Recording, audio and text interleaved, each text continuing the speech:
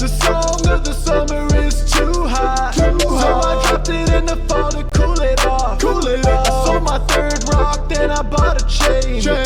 Call up French Stewart just to ask about his day. When I'm in the club, I hit the squall pose.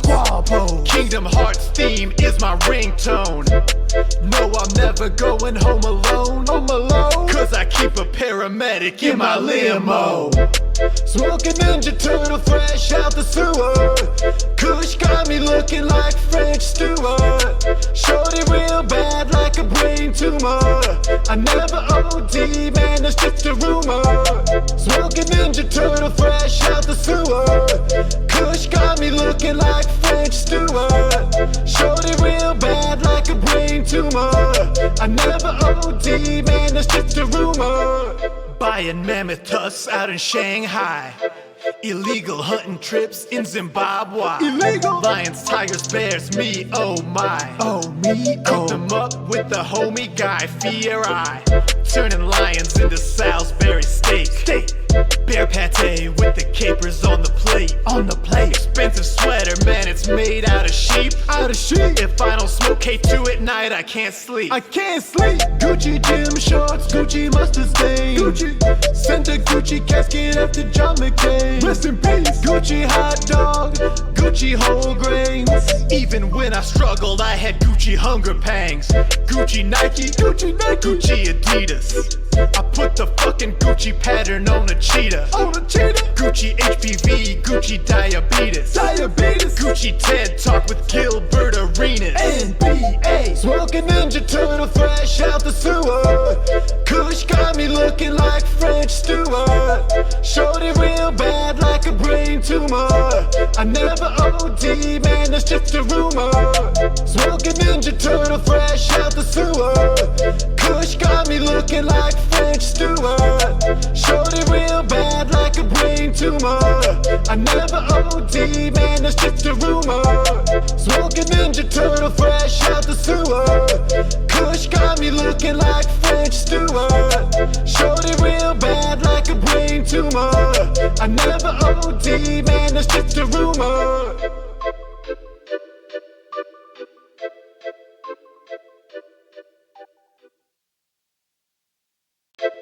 Smoking Ninja Turtle fresh out the sewer. Kush got me looking like French Stewart. Shorty real bad like a brain tumor. I never OD, man, it's just a rumor. Smoking Ninja Turtle fresh out the sewer. Kush got me looking like French Stewart. Shorty real bad like a brain tumor. I never OD, man, it's just a rumor. My weed smelling like a Ninja Turtle sewer. Shorty shag my balls like Milwaukee Brewers. I'm so rich, man, I got like 50 credit cards. I keep a Grinch in a cage made with gold bars. The Grinch. I was born to be a legend. In the 60s would've jerked it with John Lennon. I told Theranos to make me an Eris clone. Now the Eris clone blowing up my flip phone. The song of the summer is too hot. So I dropped it in the fall to cool it off. I sold my third rock, then I bought a chain. Call up French Stewart just to ask about his day. When I'm in the club, I hit the squall pose. Kingdom Hearts theme is my ringtone. No, I'm never going home alone. Cause I keep a paramedic in my limo. Smoking Ninja Turtle fresh out the sewer. Kush got me looking like French Stewart. Shorty real bad like a brain tumor. I never OD, man, it's just a rumor. Smoking Ninja Turtle fresh out the sewer. Kush got. I love them, dude. I love petting them. You love petting books? You pet your books? Yeah. What up, everybody? We're back with Lore Club. How you guys doing here? Us or the audience? I'm talking to you guys first, but I'm also multitasking and trying to make sure I have everything set up. I don't know. No one said anything in the audience. Oh, I got to sit. The stuff never updates in the audience. Okay, now the audience is talking. They're saying hi. So you call your audience? Hello. Well, what do you? Like Okie just said the audience. I said the audience. I never said the audience. Also, I made fun of Nope, he Elliott never said once that. for watching football and saying which one's the enemy team. Come on. And I was just reading like an NFL guy like tweeting about like doing different routes or whatever, and he kept referring to the team as the enemy team. Which okay, Elliott's vindicated again. I can't make fun of him for that anymore. Been a decade, but it worked out. What's up, everybody? We're doing session 0 today. We're starting up a D&D campaign January 5th. We're going to be running through the land of Pronger Valley. Pronger Valley was helped to be made up by Joel, which was helped to be made up by the Kingdom to the North was made by Dan, which was made up by a god designed by Hessa, which was then we got a lot of people involved here. The main thing is that we're constructing a big lore universe where, number one, I haven't created all of it. It's just not one guy's weird vision. It's a lot of people's different vision about what good lore is, what good stories is. So it's created its own kind of unique thoroughfare here. So we're setting this campaign up to work in the first of 5 campaigns where it's going to be running through the history of this fictional kingdom, and then we're going to throw it in the trash. We're done with it. But I got Oki, Elliott, and Andrew with me today. They're going to be making the characters. How you guys doing? Now, we've all played before. We should let them know that we've played extensively before. Elliott, I've played with, or was the first person I started playing Dungeons and Dragons with. Oh, Yeah, the first in terms of like him and 8 other guys. Yeah, there's way too many people. Also, that apartment was hot as fuck. It was a hot apartment. Alana still talks about visiting me in Chicago, and she wouldn't walk around my apartment in socks. It was too crunchy on the floor there for socks. Oh, Andrew's away. I didn't even realize his charisma. You know, lately his charisma has not been there. You know, I don't want to talk bad about him while he's away, but it just hasn't really. You know, he used to light up a room, and now it's just like slumped shoulders, bad attitude. His heart's not in it, you know. Oki, we've played. God, how many? We've played 2 Call of Cthulhu's. We've played 2 D&D 5e campaign, yeah. 5e Oh yeah. campaign. Very long. That was probably the longest one I've had as an adult was yours, other than It the was like a Chicago year and a half, table I one. think, yeah. Did I tweet the damn thing? No, I didn't. You know, I always do this shit. Whatever. All right. Let's see. So I am getting everything pulled up here. All right. So first, since we're doing a session 0, I just tweeted the link. I forgot to do that. But since we're first doing a session 0, the first thing we're going to discuss is just some of the general rules of the campaign. Andrew's going to agree to whatever I say. You two, let's be honest, are the brains of the operation. Yep. So let me bring this over to you. Oh, shit. Did I fuck up the thingy? No, we're Andrew's good. gone. Andrew just Yeah, left. Andrew left for good. Oh, he's doing a bit. But here's the thing. If he rejoins the channel, it might fuck up the cameras. Either that or he didn't do It's a an even bit. funnier bit. Then. No, it's a super annoying bit if it's doing that on purpose. You better not show back up. Is he texting you saying that I have to apologize or something? Okay. I apologize, Andrew. I'm sorry. Okay, well, now let me see this. All right. Thank you. All right, we're good. Okay, so I'm just going to go in order of stuff that I wrote it. We're using the new Player's Handbook 5.5e, 1D&D, whatever it's called. I sent you guys the link so you don't have to buy anything. It has everything on that wiki. We're first campaign, we're doing a standard vanilla starting area, Fandelver type campaign starting at level 1. We're doing standard array or point buy. Elliott, I know we were talking about 1D&D or whatever. What are we calling it? Is it 1D&D or 5.5? Officially, it's called 2024. It's 5. No, I don't like that. We're not calling it that. Like it's a Madden game. Yeah, I don't like that. sucks. No, that's terrible. I would just call it 5.5. That's Yeah, let's just call it 5.5. That's easier. 55. I know that in 5.5 they changed it so that like there's a new system where the origin and the background will give you stats and the class will give you some stats, where basically I think they're leaning away from like the I guess the racialism of giving stats to different races. So we're just Shame. sticking A with damn shame. +1 or +2 or +1 +1 +1. Is that okay with everybody? It's all good with me. I'm going to be playing on Foundry using token assets from 2 Minute Tabletop. Maps are done in Wonder Draft. Dungeons are done in Dungeon Draft. I don't know why I put that here. That's more for people watching who are going to ask me. So the first campaign, no matter what we decide here, the one thing that will be sticking true out of it is that a ruling council or elder or leader of some sort of person within your tribe bound together will request that your group, bound together by some attribute or relationship or something, leave the tribal home and bring back this new rare material, which will be bronze. So we can keep that in mind in the creation part, that the MacGuffin at the beginning is you are sent out to get bronze. The bronze will be for a different reason depending on whatever you guys roll. Since we're streaming of this, I'm going to route fights really hard. Really, in D&D, I feel like it's pretty easy to tell which round the fight turns in and then turns to a cleanup. And I like combat in D&D, and that's the shit that slows down combat, especially if you're watching it.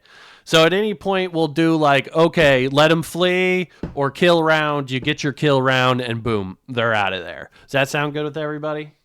Good to me. From you guys, same thing. You don't like that? No, I like it. You mad at me? Nope.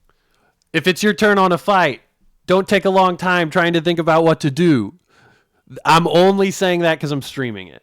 Only saying that because we're streaming it. The campaign will have no intended pace or ticking clock. Things might happen in different locations if you're not there. But the whole point of this campaign is that your actions have ramifications in the following campaigns. And Elliot, will you also please take notes for me during it? Yeah. Do I have to take notes now? No, you don't have to take notes now. But when we're actually doing the campaign, Elliot, the stenographer. I can't take notes while I'm doing it.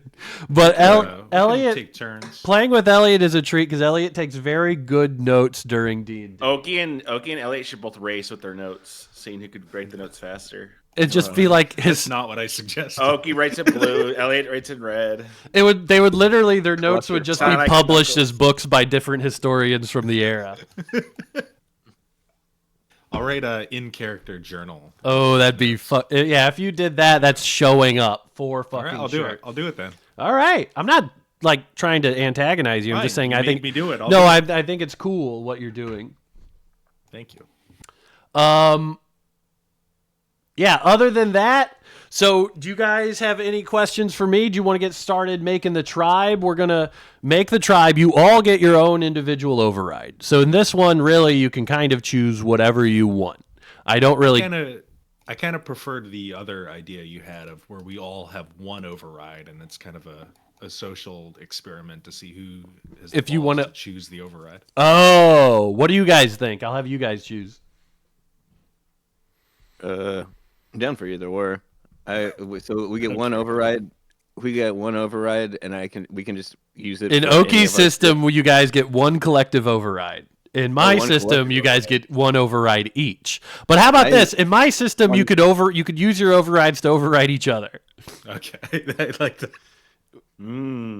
That's We should really what, be at each that's other's sort of an throats opposite of a immediately. compromise. It's like a compromise where to make your You're just players giving us the option to antagonistic. fuck up everything. We should really be at each other's throats. I mean, I'm trying to just from- I don't want to be a aggressive group to each other. We got to work together out here. I represent nothing but peace and understanding. Let's do one collective override. One Yeah, collective that's override. good. All That way right. we have to work together to do a good override. Yeah. All right. Okay. After you guys pick your traits and stuff like that, we're gonna open up the map here. Oh, I should have thought about how to do this. You guys have the map still in the general chat, right? I could probably track it. Yeah, down. and I can pull it up on this. It'll be up on got the the stream screen. up, so Yeah. I can Okay. look at Yeah, and I'll show that. Basically, what we're gonna do is we're gonna see if you have the stream up. We're gonna pick the spot of where your tribe holds up. The only thing that is not really labeled is this center area here as a sort of big verdant underground complex. with the top of it is like a kind of a brushlands filled with those termite mounds. That's the area. That's the ominous forest. That is the area with the high ghost activity. So the closer you settle to that, the closer you will be to a large amount of ghosts. Do we want to pick our location first, or do the? I was gonna have you guys do traits first, because then you Yeah, can that's kind of what I was match thinking, it to yeah. the location. I think that would make sense. All right. After we do that, we're going to go over each of your guys' characters. We're going to talk about one NPC that you all know, and then we're going to figure out why you three were chosen, why it's got to be you three that go out together. Then after that, I'm just going to talk about the fun rules in the campaign. I'm going to talk about, do we care about survival? Do we care about crafting? Do we care about exploring? How treasure crazy do we want to go? Mysteries? Do we give a fuck? Any kind of cool hooks we should slip in that would be fun? Heist, monster hunting, any of that shit. So that at the end, it'll just be all fun stuff about the campaign. Dope. All right. You guys ready to do the tribe builder then? Yes. All right. Who wants to do the roll? I'll do a roll. All right. So first roll we're going to have up is going to be the society trait. So this is going to be your guys' tribe, the people that you belong to, their orientation. So What am I go rolling? ahead and, yeah, give me a D6 roll. We got a 6. We have a 6. You are an industrial society. Your tribe has a reputation for producing artisans, engineers, and craftsmen.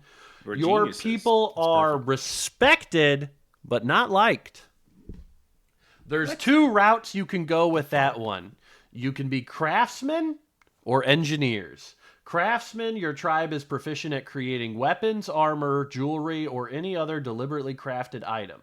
The question for that is, what does your tribe make better than anyone else, and why is it better?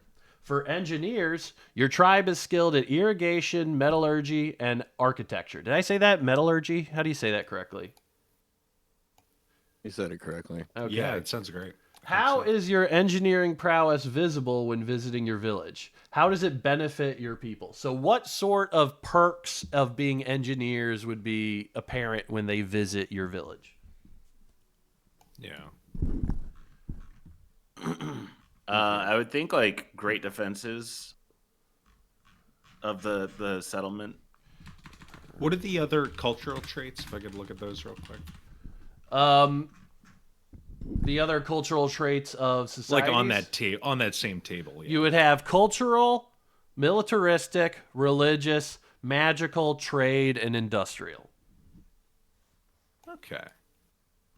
If you guys want to save the re-roll, if you're considering the re-roll, we can also sit on it and see what else we get. Let's sit on it. Yeah, let's see what else we get. I think. All right, and we don't have to Everyone pick else craftsmen or engineers yet. We'll figure that out. Yeah. All right, let's go ahead then and fast forward to the tribal government. All right. Let's roll that.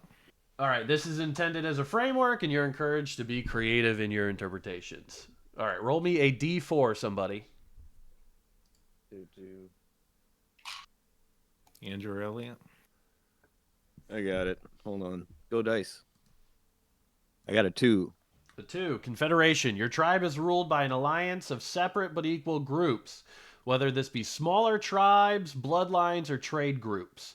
Who are these groups? I like that. If we're all going to be like separate races and stuff, that Yeah. could, Yeah. that could make a lot of sense for what we got going on. All right. Go ahead and skip then to the cultural traits here. All right, so we're going to roll 2 cultural traits. So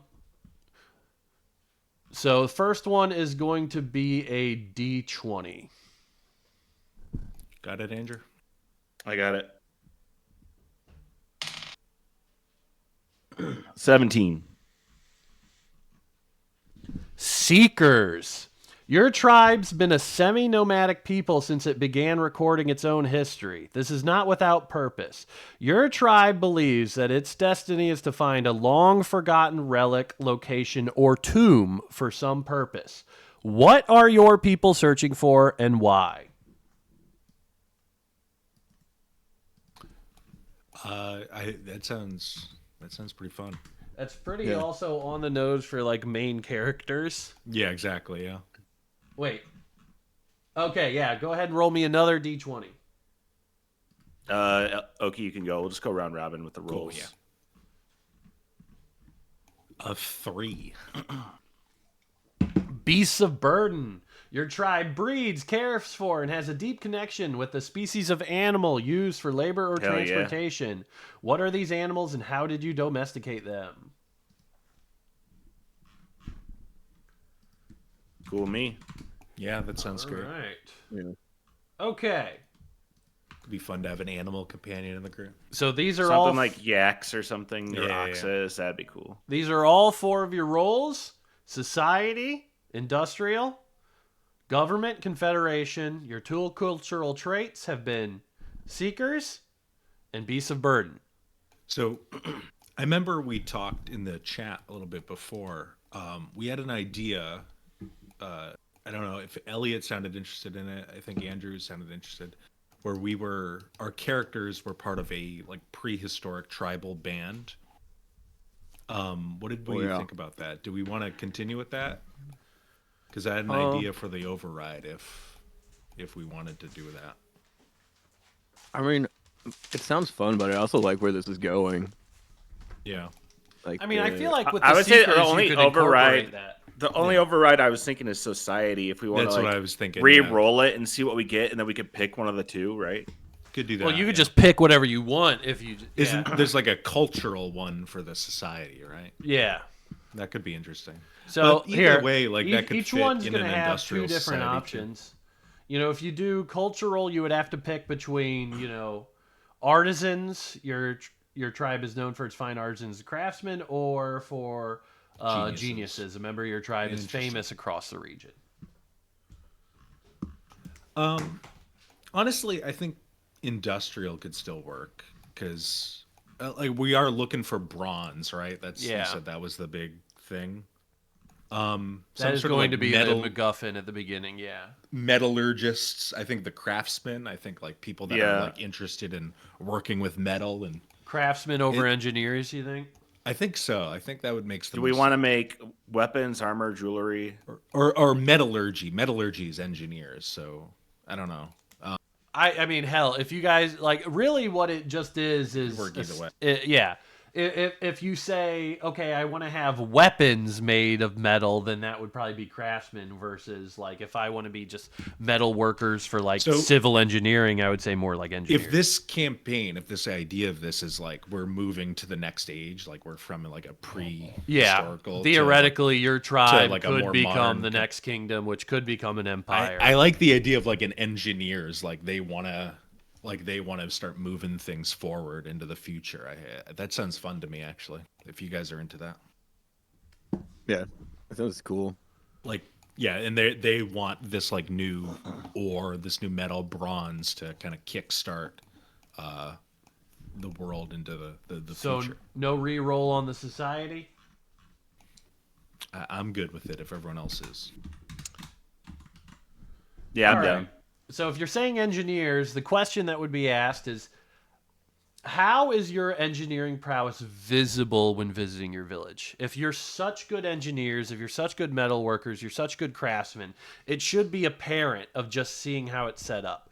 It's also worthy of noting you guys are semi-nomadic. It is said Yeah. in the Seekers you are semi-nomadic. That could be fun. Like they have some like way to like it. Like they have like very like permanent like buildings and establishments. However, like maybe with like a series of mechanical engineers, It would be hard to have like a mobile forge. So if your society's smithing and nomadic, you know, you would like, would you have the stationary forge? Maybe Maybe a lot they- of our stuff is mobile, like on Yeah. some form of transportation. We got like the beasts of burden that like yeah, help with that. And because we could make them. You know, they could be fucking elephants if you want. They could. Fucking, yeah, exactly. And I like maybe It's a they- desert maybe they climate do- is the only thing I'll ask you guys. How about this? Since we have like the environment, like maybe like it's like seasonal. They have to move with the seasons, and it's because they have these forges that are in different locations that only work when like the time of the year is correct or something like that. Like I don't like some sort of certain air temperature type of thing is correct, and we have to move to each of these forges. What is it? What is it? How, I think Depending on like humidity, altitude. humidity, altitude, yeah, and like, okay, it's now like winter. We have to go south so we can. There's like a monsoon season that we like. Maybe we have to move to the edge of that where we can benefit from the rains, but we're not getting destroyed by it. Exactly. Yeah. So That's we set cool up as like fuck, actually. so we set up like the forges are like permanent structures that we set up in specific places, and then I we don't move think they everything should. to them. Yeah, exactly. Yeah. They have like semi-permanent forges that are like all over the place, but like, and we have to They move could have to them. each have different names. Yeah, that sounds cool as fuck. Actually, I don't think it should be like total like steampunk like kind of. No. Like, I think it doesn't make sense for the kind of. No, not like even if I'm not we're thinking- even if we're I'm not thinking of like gnomes and WoW, I'm not thinking of that. I'm thinking just like I would think very of like basic. Mesopotamian batteries and bronze pipes and plumbing and aqueducts and things like that. I think we just have like tents and things like that, but things that are like easily movable and like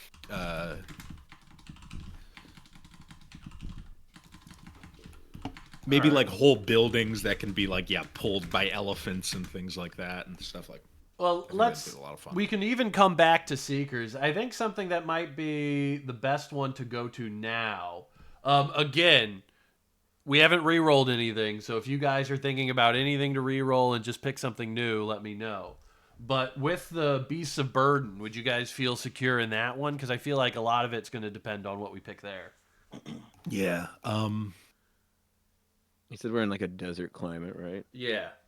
Like an arid, like a sub-Saharan kind of area. Or... Well, comparatively, what I kind of compared it to would be like South African savanna, American Southwest. Aesthetically, it's more American Southwest. It's a lot of like red mesas. It's a lot of arid regions followed by areas that are very, very verdant.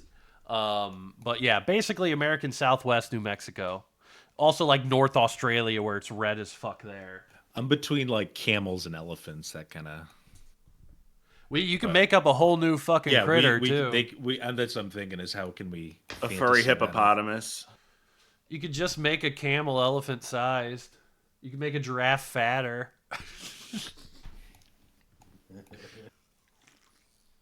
The main domesticated animal in the world It's the sea cow, is right? manatees, which Yeah, are manatees. used like as cows are. Maybe we should have some sort of like aquatic kind of branching off that idea.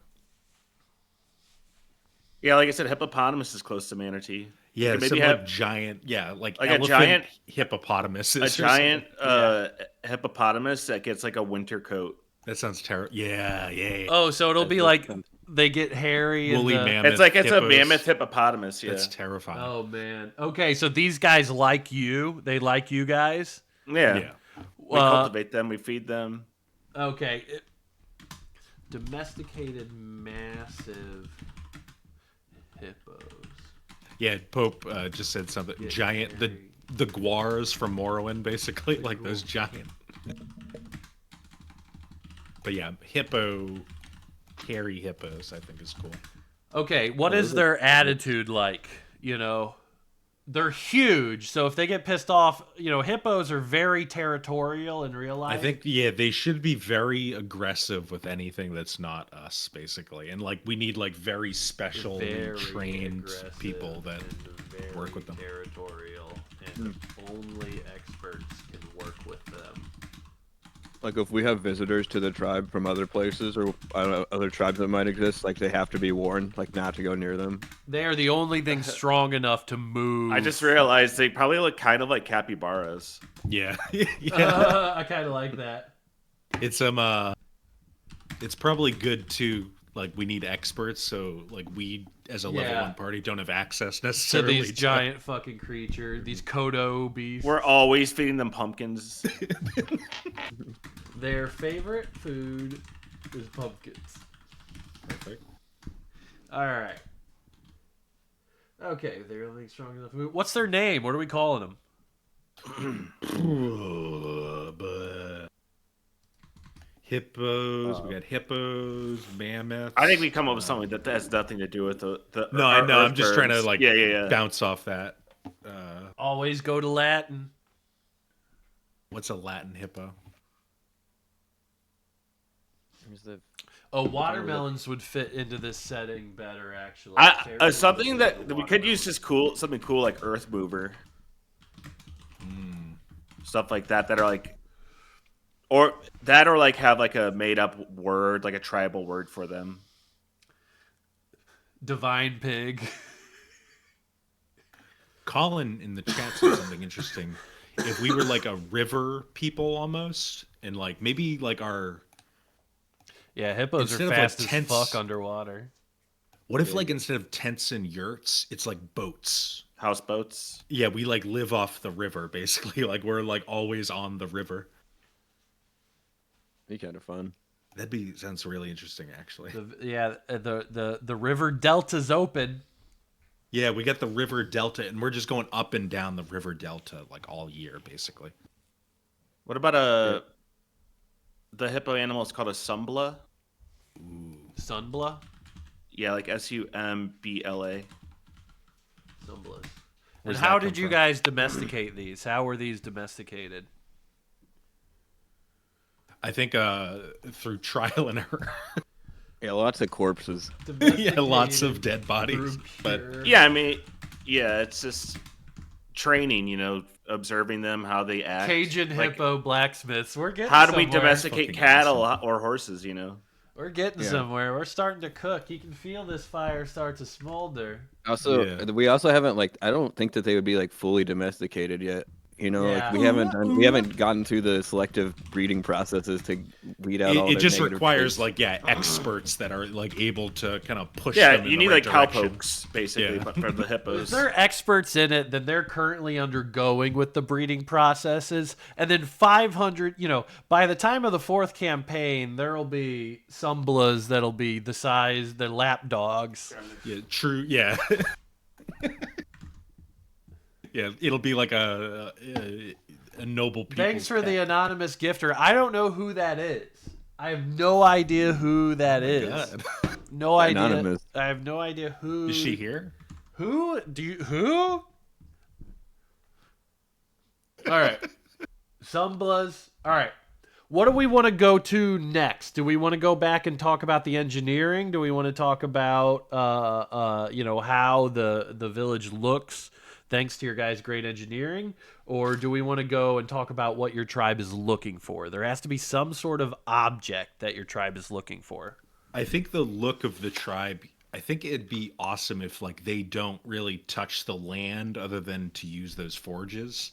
And like the entire tribe is solely like these like series of boats and things that like live on the river basically. Yeah, Maybe people like there's definitely people that are working on stuff while maybe there's like a group called the Smiths where the Smiths go and forge for like a month or something straight. Yeah. They just Yeah. work their fucking asses off while everyone like works to make food and like gather stuff and In to feed those people, like they go to those mines and start feeding them and things like that. Say But that again, Andrew. I'm sorry. I was saying like there should be a group from our tribe called the Smiths that go and work in these forges for like a month straight while everyone is camped outside, like gathering, making stuff to support the Smiths in their next move to the next forge. Seasonal preparation, stuff like that. I think it'd be They're just like oil awesome if, rig like- workers. Yeah. Yeah. It'd be awesome to have like a What's the mortality rate for these guys? the Smiths. Oh man, Yeah. it's got to be I a don't know. dangerous job. You know, It's got to be dangerous. I think they're like But also, they're very skilled. I think. I Like, think they're so skilled. Yeah, Man. they're pretty good at accidents will happen It's anywhere, rare, but yeah. Hey, yeah. I gotta tell you, my little brother, Love Evan, was on Lore Club a little bit ago. Was talking to him about his new job where he's working at this cool new restaurant, but he's doing the pizza oven and he's like covered in burns and he's like, I'm freaking out a lot of the people that work there because they're saying I'm putting too much of my body into the pizza oven. I forgot he said that until just now. But he's like, I'm putting half my body in that. I'm like, why? Yeah, he slipped They that have- with it burns all up and down his arms, man. But he thought it was no big. He thought it was fine. That's what you're supposed to do. That's why You're it's supposed to how get it works burned. there. Yeah, they have giant wooden paddle tools. He really loves pizza that much. Well, he said that the oven's so deep. If you really want it, you got to really get in You there. gotta get in there. You got to really get in there. Yeah, I think it'd just be cool if like there's all these different buildings that are just like these floating platforms on the river, and like you have to take like little boats to like meet with different tribal people. Like you're always on. So the river whole for the thing's most on the part. river. Yeah. Yeah, except for like those forges where occasionally they'll go onto land to deal with that. Why did they stay on the river? So if think we're they staying just- on the river, is it superstition? Because keep in mind, I think this might be attributed, it might be a good way of noticing that this tribe lives closer to the haunted fucking forest of ghosts than anybody. Obviously, that's going to have some sort of think, yeah. repercussion. And I think like it is like you can't be on the land near the haunted forest or else the spirits start taking you. So it's just safer for everyone involved to be on the river full Do time. they farm? So it's the best farmland in the whole region then. So would it be something where like they plant the crops and almost leave it alone? They could be, yeah. I think in general, if they're kind of semi-nomadic though, like it should be mostly fishing, things like Okay. that, like industrial size. Yeah, like fishing if they're nets. industrial and engineers, then they know water is life. It's good to be by water. Rivers you can follow and track easily. So they'd back be and experts forth. in like irrigation. They probably even create their Yeah. own fish But hatchery. like following rivers is like basically mapping out the whole land for yourself, like easily. So would it be These guys are fucking badass. I This love this these guys. this city on the river that would kind of go up and down the river? Would it be impressive? What is it made out of? Is it all Yeah, it's wood? like I'd say it's got to be like the A mix of wood and stone, but also we use and then there's the metals, but I think we use that for other stuff because that's like precious to us. Yeah, it's too Yeah, precious metals to kind are- of use. And we shouldn't have a lot of metal. There should be like barely any metal Yeah. so far. It's almost like you guys have an excess of so much other than metal. Yeah. So I'm wondering if we This if could we have go to into do a lot burn. of do we have to do trading a lot with like miners I think so. and quarries maybe? Maybe we don't have like an ability to mine really yet. But they on make our deals with us because they don't have the metallurgy like we do. So Yeah. they give Yeah, us the otherwise metal. They're just sitting and on then- this metal and they're not doing anything. I also think that the forges, only us are able to access it. Maybe some ancient way. Maybe there's a spell or something Yeah. that lock them up where no one else can use them but us. God, these guys are cool as fuck. And what if we have like keystones for the forges? Yeah, that'd be cool. they can't- Maybe our elders like- will hold them. Yeah. Yeah, they just straight up they burn hotter than anyone else's forges. That was the main tech thing back then, is how hot could you get your forge to burn. Okay, so aesthetically, it's like a beautiful river. There's boats kind of going up and down. Culturally, how's that look? Are we talking about like gondola guys? Are people singing? Are there fucking cranes? Is it mixed in with nature? Is it dense human population? What are we going with here, narrative-wise, when you enter it? I mean, Yeah. I think a I lot kind of of- platforms and docks, crossing, stuff like Yeah, that. gondolas definitely is like the main means of like transport within like the Very, river. yeah, network. long canoe like boat type. Yeah. Like, there's little like reed rafts that people make. They got to be like constantly going back and forth to ferry people like to different areas where they need to be. All right, that's probably good on that. Let's talk a little bit about the government. Your tribe is ruled by an alliance of separate but equal groups, whether that be smaller tribes, bloodlines, or trade groups. So what sounds like it makes the most sense here? We got large domesticated hippos, we got So- these regional forges. Maybe we Should should we go by talk about our. races? Yeah, maybe we should talk about our characters a little Like bit then. Quetzal, I think if we're talking, you want to be human, right, Oki? I was gonna be human. However, my character I don't believe is necessarily like from this tribe, but he's attached to it. So we can talk about that. We can even just do something where you were born here, but you spent 2 years Yeah. old, you got sent over there, or something like that. Yeah. Andrew, Yeah, we'll did you talk know about it. what you wanted to pick? I want to be an orc. Okay. Orcs, awesome. What's up? So yeah, what if our tribe is literally made up of like a group Maybe of they're like Quetzal- misfits. Like maybe a misfit, because like maybe originally I'm from the people that like Shasti made, like the Tundra Orcs. Yeah. And we all ended up in this tribe somehow. And who knows how long? Maybe like they're from like these orcs are from that Shasti, like the Tundra orcs, and they've moved down keep in here, mind- and now they've changed for so many. Yeah. It's incredibly common, even if we're basing this off of like late Bronze Age. It's very common for just a group of people to go 1,000 miles and show up somewhere and go, "We live here now." Yeah. Escape slaves. That sounds cool. Yeah, we could do Maybe maybe it is a mishmash of different peoples that ended up here for work. People that like are now freemen, people that escaped somewhere, escaped prisoners. The kingdom, that weird kingdom that's in the area, maybe. Yeah, Factumbergs nearby. We could. So we got the Confederacy. So let's say our tribe is made up of like 3 major racial groups of like the Quetzal, these orcs, and humans. That's the cleanest way of doing it on my. Yeah, I think that's clean and interesting. Like we're now like kind of representatives of each of these groups. Each of those races keep their cultural histories in practices. Maybe while there's working some with like the other even, groups. there's maybe some tension competition like in between like of the families, like they all kind of want to get one over on the other a little bit and like try to. There's always going to be political maneuvering in a big group like this, so. Yeah, it's made up of these families within these like kind of groups. Yeah, each of the main kind of racial groups always try to have the most Smiths every year, or some shit like that. Yeah, trying to like negotiate how many Smiths that they get to move onto the. Well, Maybe the Quetzals are like maybe they actually are pretty good with jewelry, whereas I'm like gonna the let, orcs are really good at weapons. Yeah, I'm gonna let. So the easiest way of doing this is we have a person who wants to play a Quetzal, a person who wants to play a human, and a person who wants to play orc. So I'll just let you guys decide what each faction of your own people look like. I'll start with Elliot. Elliot, you wanted to play a Quetzal, right? I'm not just presuming. Yeah, no, I had said that in the chat, and I think I'm sticking with it. All right, so the Quetzal was created with almost no tribes or kingdoms attached to it, really only biological information. The biological information is that they are spawns of the demigod of rebirth. So 100% they're going to have some sort of last stand or resiliency-based racial ability. But beyond that, they're pretty wide open. They cannot fly, but they're very lithe. They're very skinny. But standard cool bird, I really kind of give you. The only thing that really was said is that they have a single very long tail feather, and they're brightly colored.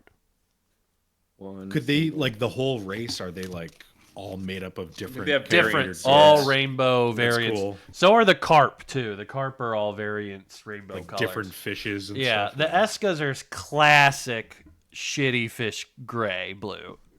deep fish. Yeah, gray, blue, green. That's all you get deep down there. Yeah, I think. So the Quetzals. What do you want me to decide for them? Like their They're aesthetics? faction. So this tribe, 1/3 of the people are Quetzals. How does Quetzal society arrange itself, and how does it incorporate within this society? Who is the Maybe how they leader? Who even- is the representative of the Quetzals for this group? Maybe even how they like came involved with this river tribe. Yeah, I think that. Oof, a tough one. So how are they involved? If anybody's got one first, we can jump them too and let you think. Yeah, give me a second to think about this. Uh, I definitely want them to be like the jewelers. I think that they, with their bright colors, that they're definitely like Okay. the group that are best at like doing intricate, like deliberate, like very meticulous crafting work. Crafting. yeah, the real fancy stuff. Like Yeah. All right. You got anything for the humans? What do you think the Yeah. humans? I think the humans, since like they're the first race in this whole world, basically, I think they are the founders of this tribe, and they've started bringing these other families in over like several hundred years or things like that. I wanted to ask you a timeline thing. Yeah, go ahead. Like there is like a moment when Mirtu like arrived on the earth and things like that. How Yeah. long ago are we saying is that from this campaign? So I have an idea in my head, but it's just like a vague idea. I don't have anything. My basic idea is that, just to make it clean, is Murtu got here 2,000 years ago. Okay. That's my thing. Is that sets up the thing is about 2,000 years ago. It seems like a nice round number. He Yeah. got here, and then everybody started getting their shit together. I think, yeah. So I had an idea. I was talking with you of like how, in Genesis, like all these, like the first like people are like 900 something years old. They live to like these crazy ages. I think like we got like 2 generations of people, of human beings that like remember like kind of the world before that, and like they aren't around anymore, but like they at least remember.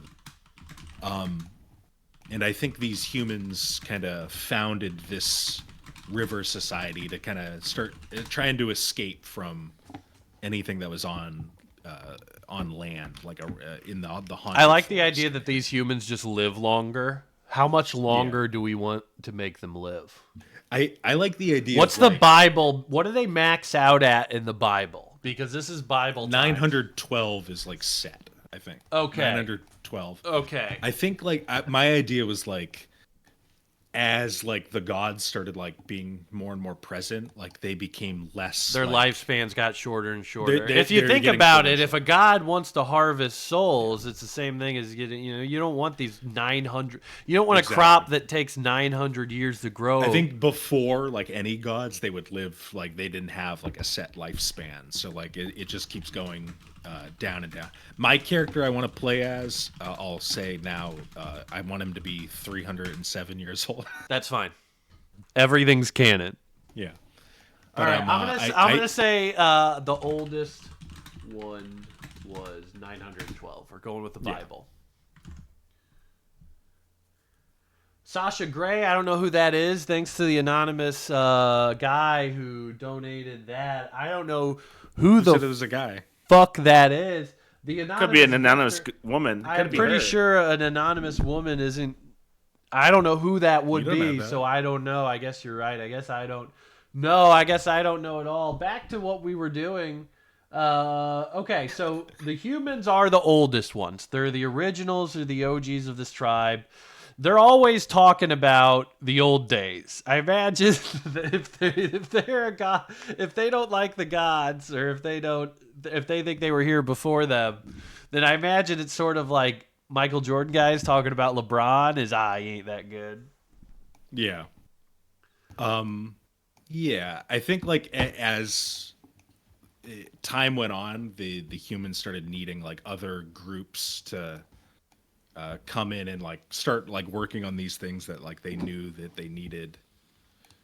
Maybe they just needed resources and started like needing these other people to come in. And I think like the main guy is probably like some insanely old, like 800-year-old. Yeah, he's artisan. definitely gonna be. He's definitely gonna be some sort Like of. he's definitely reaching the end of his lifespan, but he is kind of the oldest he has the oldest recorded knowledge of any of the other families, the So groups. the leadership structure. Are we doing like a council of 3 thing? Council of 3 could be cool. It could even be bigger than that, like a bunch. I of think 3 main representatives. leaders and then subsequent like elders of those races each that have conference with each of their leaders. or just every like so- people with like different industries that obviously have like influence and like they need a say in like some of the best workers, some of the best smiths, things like that. They all get a say. But yeah, it is like it's kind of evened out between the 3 main groups. I think like the main political maneuvering should be like how many people get smiths to go to the forge each season. Like that's the biggest thing, because that determines how much influence you get.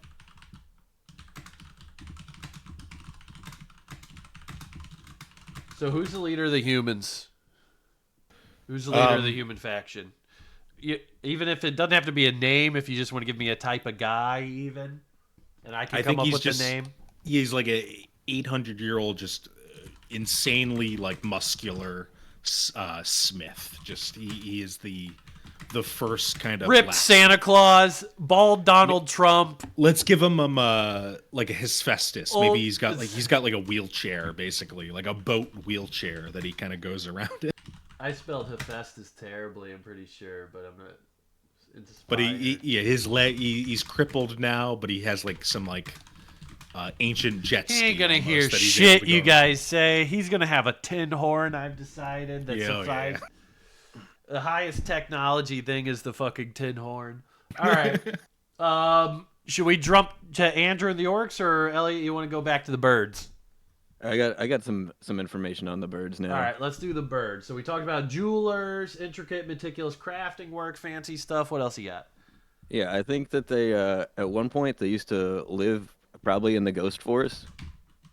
And their life in the ghost forest, they built their housing among the trees, so they were kind of off the ground for most of the time.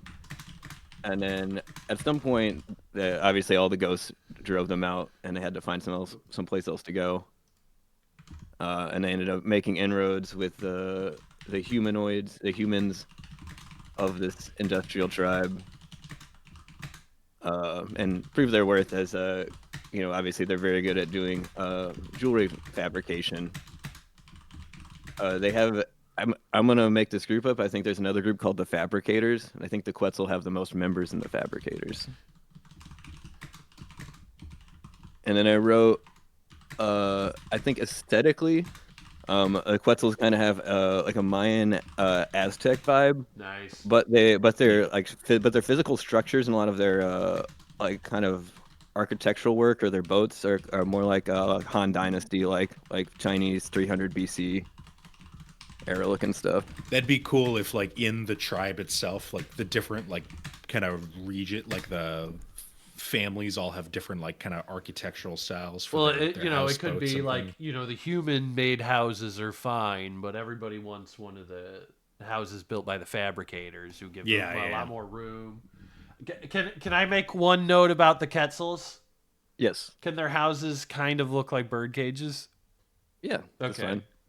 I think we get those like these Chinese bird cases, and then we get like a Mesopotamian kind of vibe. Mud for hut. Let's humans. be honest. If these That's guys, the humans kind of Mesopotamian kind of thing. yeah, Oh, I also wrote that the bird people, as part of their I don't know like if it's like spirituality or religion, but they have like their elder or whoever their leader is keeps on to like they have one like singular bonsai like tree that just grows and grows and predicts like seasonal weather changes. So by the way that the tree grows and like looking at it, they can tell how the weather's changing. That could be like the clock to know like when to move to the different Yeah, forges. And that's things. that's what I was thinking. what should the leader of the Quetzal be called? I think the Quetzal probably like matriarchal. I don't like a title for their leader. Matriarch could be the title. Yeah, just call him matriarch. Yeah. Yeah. The lead, the lead lady, the lead hen. Yeah. Do we know how old the Quetzal lived to? I don't know. You can say anything between 30 and 900. Not 900. We already got that. We're gonna cut it. You can go up to 500. I'm gonna give them like 300 at the oldest, and that's pushing it. Yeah. I think like the current generation of humans now, like they only live to like 100 or so. Like Yeah. they can't push those ages anymore. If they're lucky to. All right, so I got a good handle on the Quetzal. I got a good handle on the humans. Andrew, you ready to tell me about these orcs? Yeah, sure. Okay, so let me pull up the notes from Shasta. So the orcs that she created are the people of the Pillar in the land of Hyrkin. It is a unknown kingdom, isolated from all these people. Nobody other than your tribe, since you would have some people here that would be aware of this kingdom ever existing, because the point of this kingdom is that it resents the gods and worships only their own ancestors, but is trying to remain hidden from the rest of the world. So it is a militaristic religious society, sort of Mongolian flavored, specializing in horse archer orcs. She talked about how they're dressed like the sort of Mongolian archer guys in Conan the Barbarian. I can't remember his name, but the big horns, big rings of fur, a very busy style Mongolian like mock-up Hollywood outfits. They're ruled by an oligarchy. They're a hunting culture. Their main code of honor is that you don't fuck with outsiders. These are regular green orcs. They are tanned and leathery, and they are shorter and stouter than the Ashland orcs. So these orcs are a little chubby.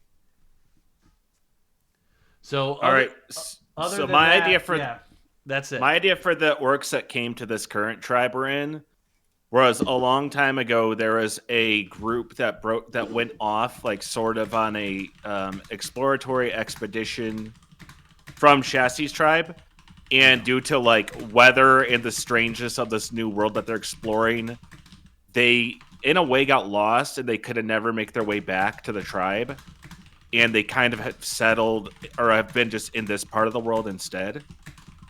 So when they began to survive, they had to begin trading with the other species, the humans notably. And as they began trading and working with the humans with stuff, the humans found the orcs actually make incredible smiths due to their stamina and strength. So they taught basically the orcs how to smith, and the orcs were like even better at it in ways. And these orcs sort of integrated in this area. And this was a long time ago. So these orcs they're tan ones, and there's also blue gray ones. Ooh. And like my characters could be a blue gray orc. Sick. Their leader, the title of their leader is the North Star, and he is an older albino orc named Tolarak. The North Star. He is an older. What does he do? What's his job? He's I'm sorry. What's his name again? Tolarak. Tolarak. Okay. All right. And why is Tolarak the North Star? What's impressive about Tolarak? Well, he's albino. We know albino orcs are always special and holy. Okay. Okay. So we have. They believe their elders choose for an orc child to be born albino. Like they think they believe their elders are the ones that decide that. Their elders chose him by marking him albino. Cool. That's pretty cool. Okay. So I have a good setup here. We have a good kind of. I imagine we're gonna have a 3-person council, and a larger circle of elders that are usually picked by aptitude via different tasks. Okay, sound good? Oh, yeah. I forgot. I wrote this down. If any of the Quetzals are born gray, they are shunned immediately. Oh no, because it's an ugly color. Yeah, because they're not colorful. Shunned. Aw. Well, also I will say this: there is the demigod of rebirth has a black reflection that is an evil, basically 30-foot tall version of a Quetzal who just kills and eats people. So it could be something that, they think maybe you're that, or you're calling for that, or whatever. That all tracks. Okay. All right, so we have that there. So the only thing we have to decide then is the Seekers. Let me read this one again to you guys. Your tribe's been a semi-nomadic people since it began recording. We have that. Your tribe believes its destiny is to find a long-forgotten relic, location, or tomb. What are your people searching for? Love. No, it has to be something. They are searching. I'm joking. It doesn't matter if the object's real or not. You guys are searching for it. It could be the Holy Grail. It could be the Promised Land. I had an idea earlier. I had earlier. There's a legendary Soulfire Forge somewhere. We talked about Soulfire in the. It's got to be. Club. And that's got to be a way to like do like metal work without any impurities. To Yeah, make a like pure. Legend has it pure that this weapon. forge exists somewhere that was created a long time ago by the original humans. And we're pre-Bronze Age. What kind of metals are we working with? Do we think? I mean, What do we? copper, really? It's copper. Yeah, that's is kinda the main all we thing. really got So, at the moment. so a big thing early on was like, okay, there's two ways of doing it. If you did not have tin, you had to do an arsenic alloy bronze, and arsenic alloy bronze creates a shitload of gas that can kill you or make you crazy. Yeah. So I was thinking of incorporating that, depending on how this kind of went. But if you have tin bronze, though, there aren't a lot of those processes. So a lot That of could it's be just interesting, melted yeah. copper. I don't even know the temperatures for iron, but that's usually before the bronze. Is the Iron Age before the Bronze Age? After. I don't know. Yeah, I don't know. It's got to be It's after. got to be after, right? I think it was just it was stone. It was Neolithic. It was stone tools, copper, bronze, right? What are you know-it-alls? You guys know everything else in the chat has got to say so. You guys know every other thing. I when think don't know copper something. makes the most sense for what we're working. Yeah, I think was if we're picturing dealing with copper, like cop- all of our armor, Copper, all of yeah. our stuff. Obsidian. There's volcanic activity in the area. We can do copper, obsidian. A lot of bone work. Yeah. Yeah, copper, bone work. Yeah, we're working with what we got, and like we're the best at it. But obviously, Our the guys materials make we're with- daggers out of bacteria. Branches for Alana everything. got bullied. How did Alana get timed out? Someone got Oh, timed out? she's saying that she's getting bullied by those anonymous people getting Oh, I gifts see. to me. She timed someone else out. Okay, I see what's happening there. I know somebody targeted my wife. She's a mod though. She could just time them out for Oh, free. that's true. Yeah. Yeah. All right. Where were we at? So we're looking for the object. So I think it's got to be some sort of perfect forge in like Smith tools. Basically, I think is what the ultimate goal of the tribe. Fire Forge. Perfect tools. Some like a set of gloves and a hammer kind of things. Yeah. So mortals can do what? When they finally get it, what are they going to do? So when I say seekers, I'm almost even thinking of like, this is something you're searching for would be akin to like the rebuilding of the temple and whatever Israel, some shit like I that. think it's got to be like they dream of like a perfect The fifth forge. Sorry, Oki, what'd you say? A perfect what? Like they're dreaming of like building the next age of like the entire world, basically, like bringing us into the future. I think so, like a modern. With these tools, they think that they can like they could forge the future, basically. Okay. Forge the future is a pretty cool way to word it. Forge. I think the forge to them is very like sacred almost. The idea and the symbol of a forge. They Is, gotta. It could even, you guys could make it the symbol of your people too. What is some of the god that has a lot to do with like forging and things? What was that? Cardus? The god of the forge is first. He was the he was the first mortal who designed the wheel. Murtu observed. Maybe they were from us. Maybe Yeah. they were from us. We can even just say that. First, the demigod was a member of this Oh, yeah. tribe. His name is first. Okay, that's why I was confused. Oh yeah, my brother made him. It was his name is forgot. First. Also, Elliott's goddess was originally immortal. Yeah, I don't know where she's from. Yeah, I don't think we need both of them. We can just say this guy's good. No, but that's like perfect for Yeah. What we got cooking here. Yeah, and let me pull up some of the notes really quick on First, just in case I missed anything here. Where is His it? brother second. Maybe first was like the founder of the tribe. Let me add this too. Or at least recorded as such. Maybe he was a guy that was just a smart dude that would invent wheels and stuff. People just started following him. Yeah, Like, damn. exactly. So Yeah. guy's a here's genius. first. First is older than all the gods and the demigods. When Murtu first arrived, he looked at the early humans and saw little promise. However, one day he spotted First creating the first wheel. He elevated him to assist with the construction of heaven. However, as he was raised in divinity, the increased intellect made him miserable. He created the clockwork gnomes to take some of the burden off, and he began to purposefully make things wrong so that it could unravel reality and that he would be fired for being a god.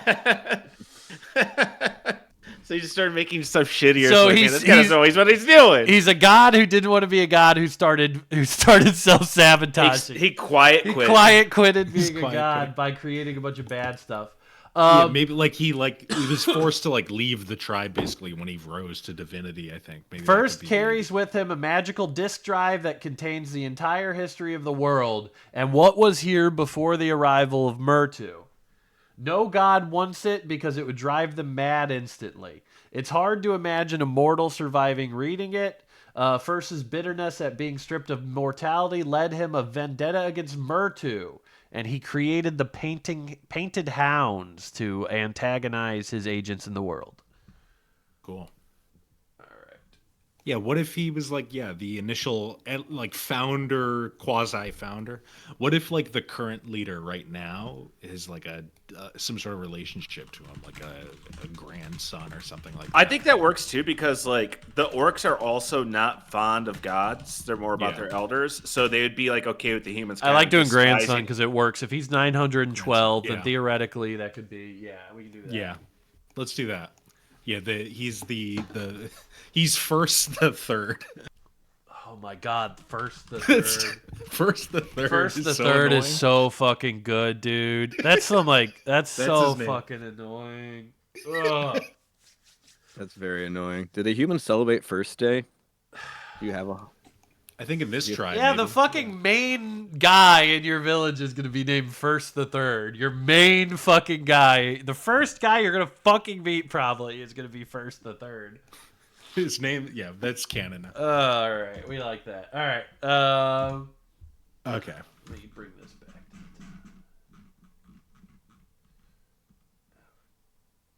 All right. Okay. Is that it for the tribe?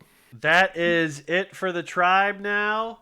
We don't And have a the- name for him yet. No, okay. They're no, called the tribe is question. called the Hawk Tua tribe. Awesome. Okay, we Yep. have 3 questions for you guys to answer, then we're done. What is the story of your tribe's origin? I think we kind of covered a lot of Yeah, that. we- ancient with- people from Started before following the demigod gods the first. arrived. Started following first, then incorporated other species and people into their fold. Were hounded Keeping kind of maybe their from the main haunted forest, took to the central river. Promise. We know that we're doing the delta, right? We're doing right at the delta. So the main Yeah, we're right in the delta. I even say the main city could even have multiple bridges going in of it's kind of like a 3 rivers situation in Pittsburgh. Yeah. I don't we don't have any permanent establishments on the land. It's Yeah. all we just got the forges there, and then we kind of go back and forth with these bridges and things. One idea I had for a tribe name, because we're based around foraging and we have an abundance of resources, we're very efficient, so we're satisfied, and our people are satisfied, I imagine. So they're doing pretty good. it kind of goes along with the blacksmithing and foraging, maybe the Quenched. The Ooh, Quench? that's sick. That's cool. What do you think about that? I like that a lot. Yeah. And quenchers. I will say this: every other tribe in Pronger Valley starts with the. So it fits the That makes sense. Yeah. Yeah. quenched. All right. Oh wait, that's the wrong one. What symbol do you use to represent yourselves? We have a lot about the forge and stuff. Let's make it what was the animal? Maybe like a Sumbla. flame. Maybe like a flame with a hammer in front of it. I'm thinking we use that animal. The beast of Sumbla? burden. Yeah, the Sumbla. Because we have a lot about the forge and stuff. Yeah. I think that animal should be like Maybe very the kinda silhouette of a stiff and- Sumbla with like a hammer and maybe another tool like Yeah. crosswise. Yeah, like an X. So, Yeah, what are the- Sambla plus an axe or Uh, Sambla plus what? We got hammer and Somewhat- fucking tongs or whatever they use to pick up shit. Yeah, we got like so the Sumbla in the middle is like a silhouette, and then a hammer and tongs like kind of X marked in behind it. What Yeah, color like- are we going here? I think it's like silhouettes, like black. You know, So Black and far, shit, hold on, what do I got? So far we got purple has been covered by the Church of the Moon, which will be one of the factions in the region. The blue is the Fayadem. The orange is the Sons of Stevia, which are my favorite colors. He chose orange and brown, which is Cool. my the favorite Cleveland color. Browns. It's such a It's good one. really awful, but I love it. We got the Wick Wings are red, and then I forgot what the Bowl Kings are black. Cool. So, what color do you guys want to choose? In terms of kingdoms, purple's been taken by Factumberg. Did you say Seafo- blue? Was blue used up? Blue's used up by Kingdom way far, but there's a sort of royal blue. As long as it's different, or a baby blue, as long as it's different from the baby blue, you're good. Yeah, it should be maybe like a dark blue symbolizing the river. That sound good to the rest of you guys? Yeah. Yeah, that's cool with me. Let's do a dark blue. Like an indigo, maybe. Indigo would be Yeah. really cool. Well, is the river? It's fed from the ocean, which is Zoth, right? So Well- maybe like a wine. well, no.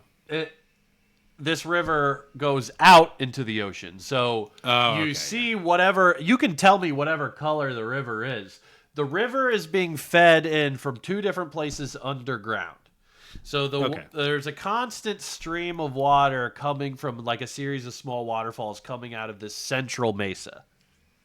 No, yeah, I think a dark blue would Dark blue. make the most sense. All right.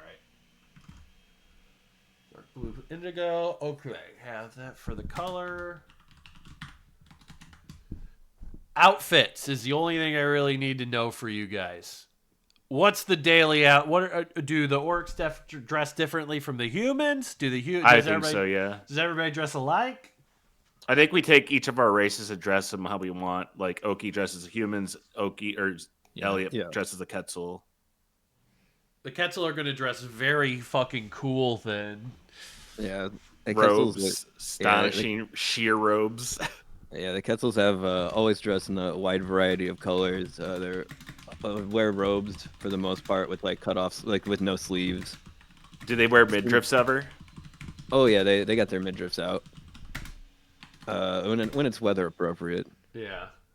Depends on where they're at in the season. For the Yeah. humans, we're looking at like kind of traditional, like Mesopotamian kind of like long flowing robes for both men and women, basically.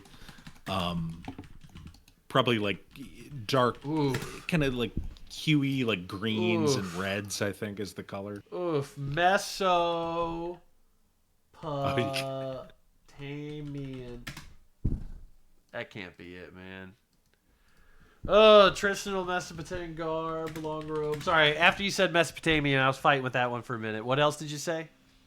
Yeah, just like long, those kind of the colors that they would have access to with like dyes that would be along the rivers, like Okay. greens and earth tones and things like that. I put it in chat, kind of what it. Gotcha. All right, let's see here. Then the orcs, Andrew. What kind of dress up are they wearing? They're from a people that are usually in the Arctic, but Furs and stuff, yeah. they're in the desert here though. So Yeah, in the desert, I would think there are.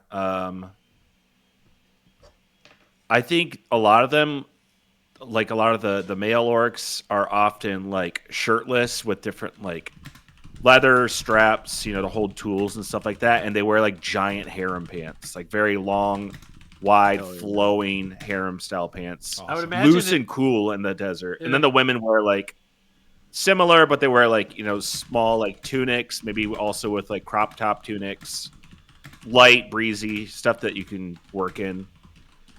Linen, What's like the orcs' hair like? What are they doing here? I mean, it could just vary. Some just go full bald. Some have like long braided hair, typical orc haircuts. Okay, just generic going up there. My guy, Humans I'm go for imagining is long gonna have beards like and shaved heads. the orcs have mustaches, big beards. Some of them have mutton chops, etc. Men and women shaved heads for humans. All right. So we have that covered here. Everything is covered here within the actual map. I'm going to mark your spot as just right at the top of the delta here. I don't know why it's purple. And we will do a sort of indigo blue. Indigo blue. Vivid. There we go. There, all right. Perfect. Okay, so you guys are the closest ones to Blue Brush Hill. Your closest neighbors then are the Sons of Stevia, which Felix created, so have fucking fun with them. They will be your closest neighbor. In terms of where we're looking, you guys have access to the ocean. This is the Sea of Zoth. The Sea of Zoth is going to have all of the carp coming from there, the Eska coming from there. In this region, the coast is a little bit dangerous. There's not that many settlements there. The big thing is that you can get raided just by Eska coming up out of the water if you camp there. They're probably our settlement. biggest enemy, basically, Yeah, I think, yeah. probably. Within this area, there's a lot of tardigrades. There's a lot of moss pigs, which are kind of sort of de-evolutioned humans from eating too much tardigrade. So your biggest threat Gross. in the area is going to be ghosts and monsters. There's really not that much threat from your neighbors. The Bowl Kings are the most violent. But they really kind of stay concluded, and you'll see their war bands riding around. You really only need to worry about them when they're kind of performatively riding around with their war bands.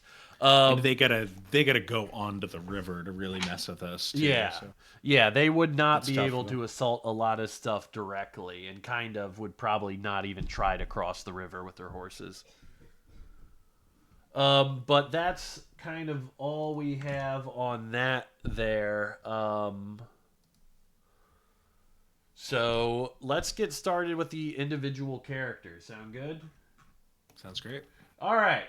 Okay, I'm going to put Yuga up first. Okay. All right, let's talk about your guy. Now, you were talking about a human.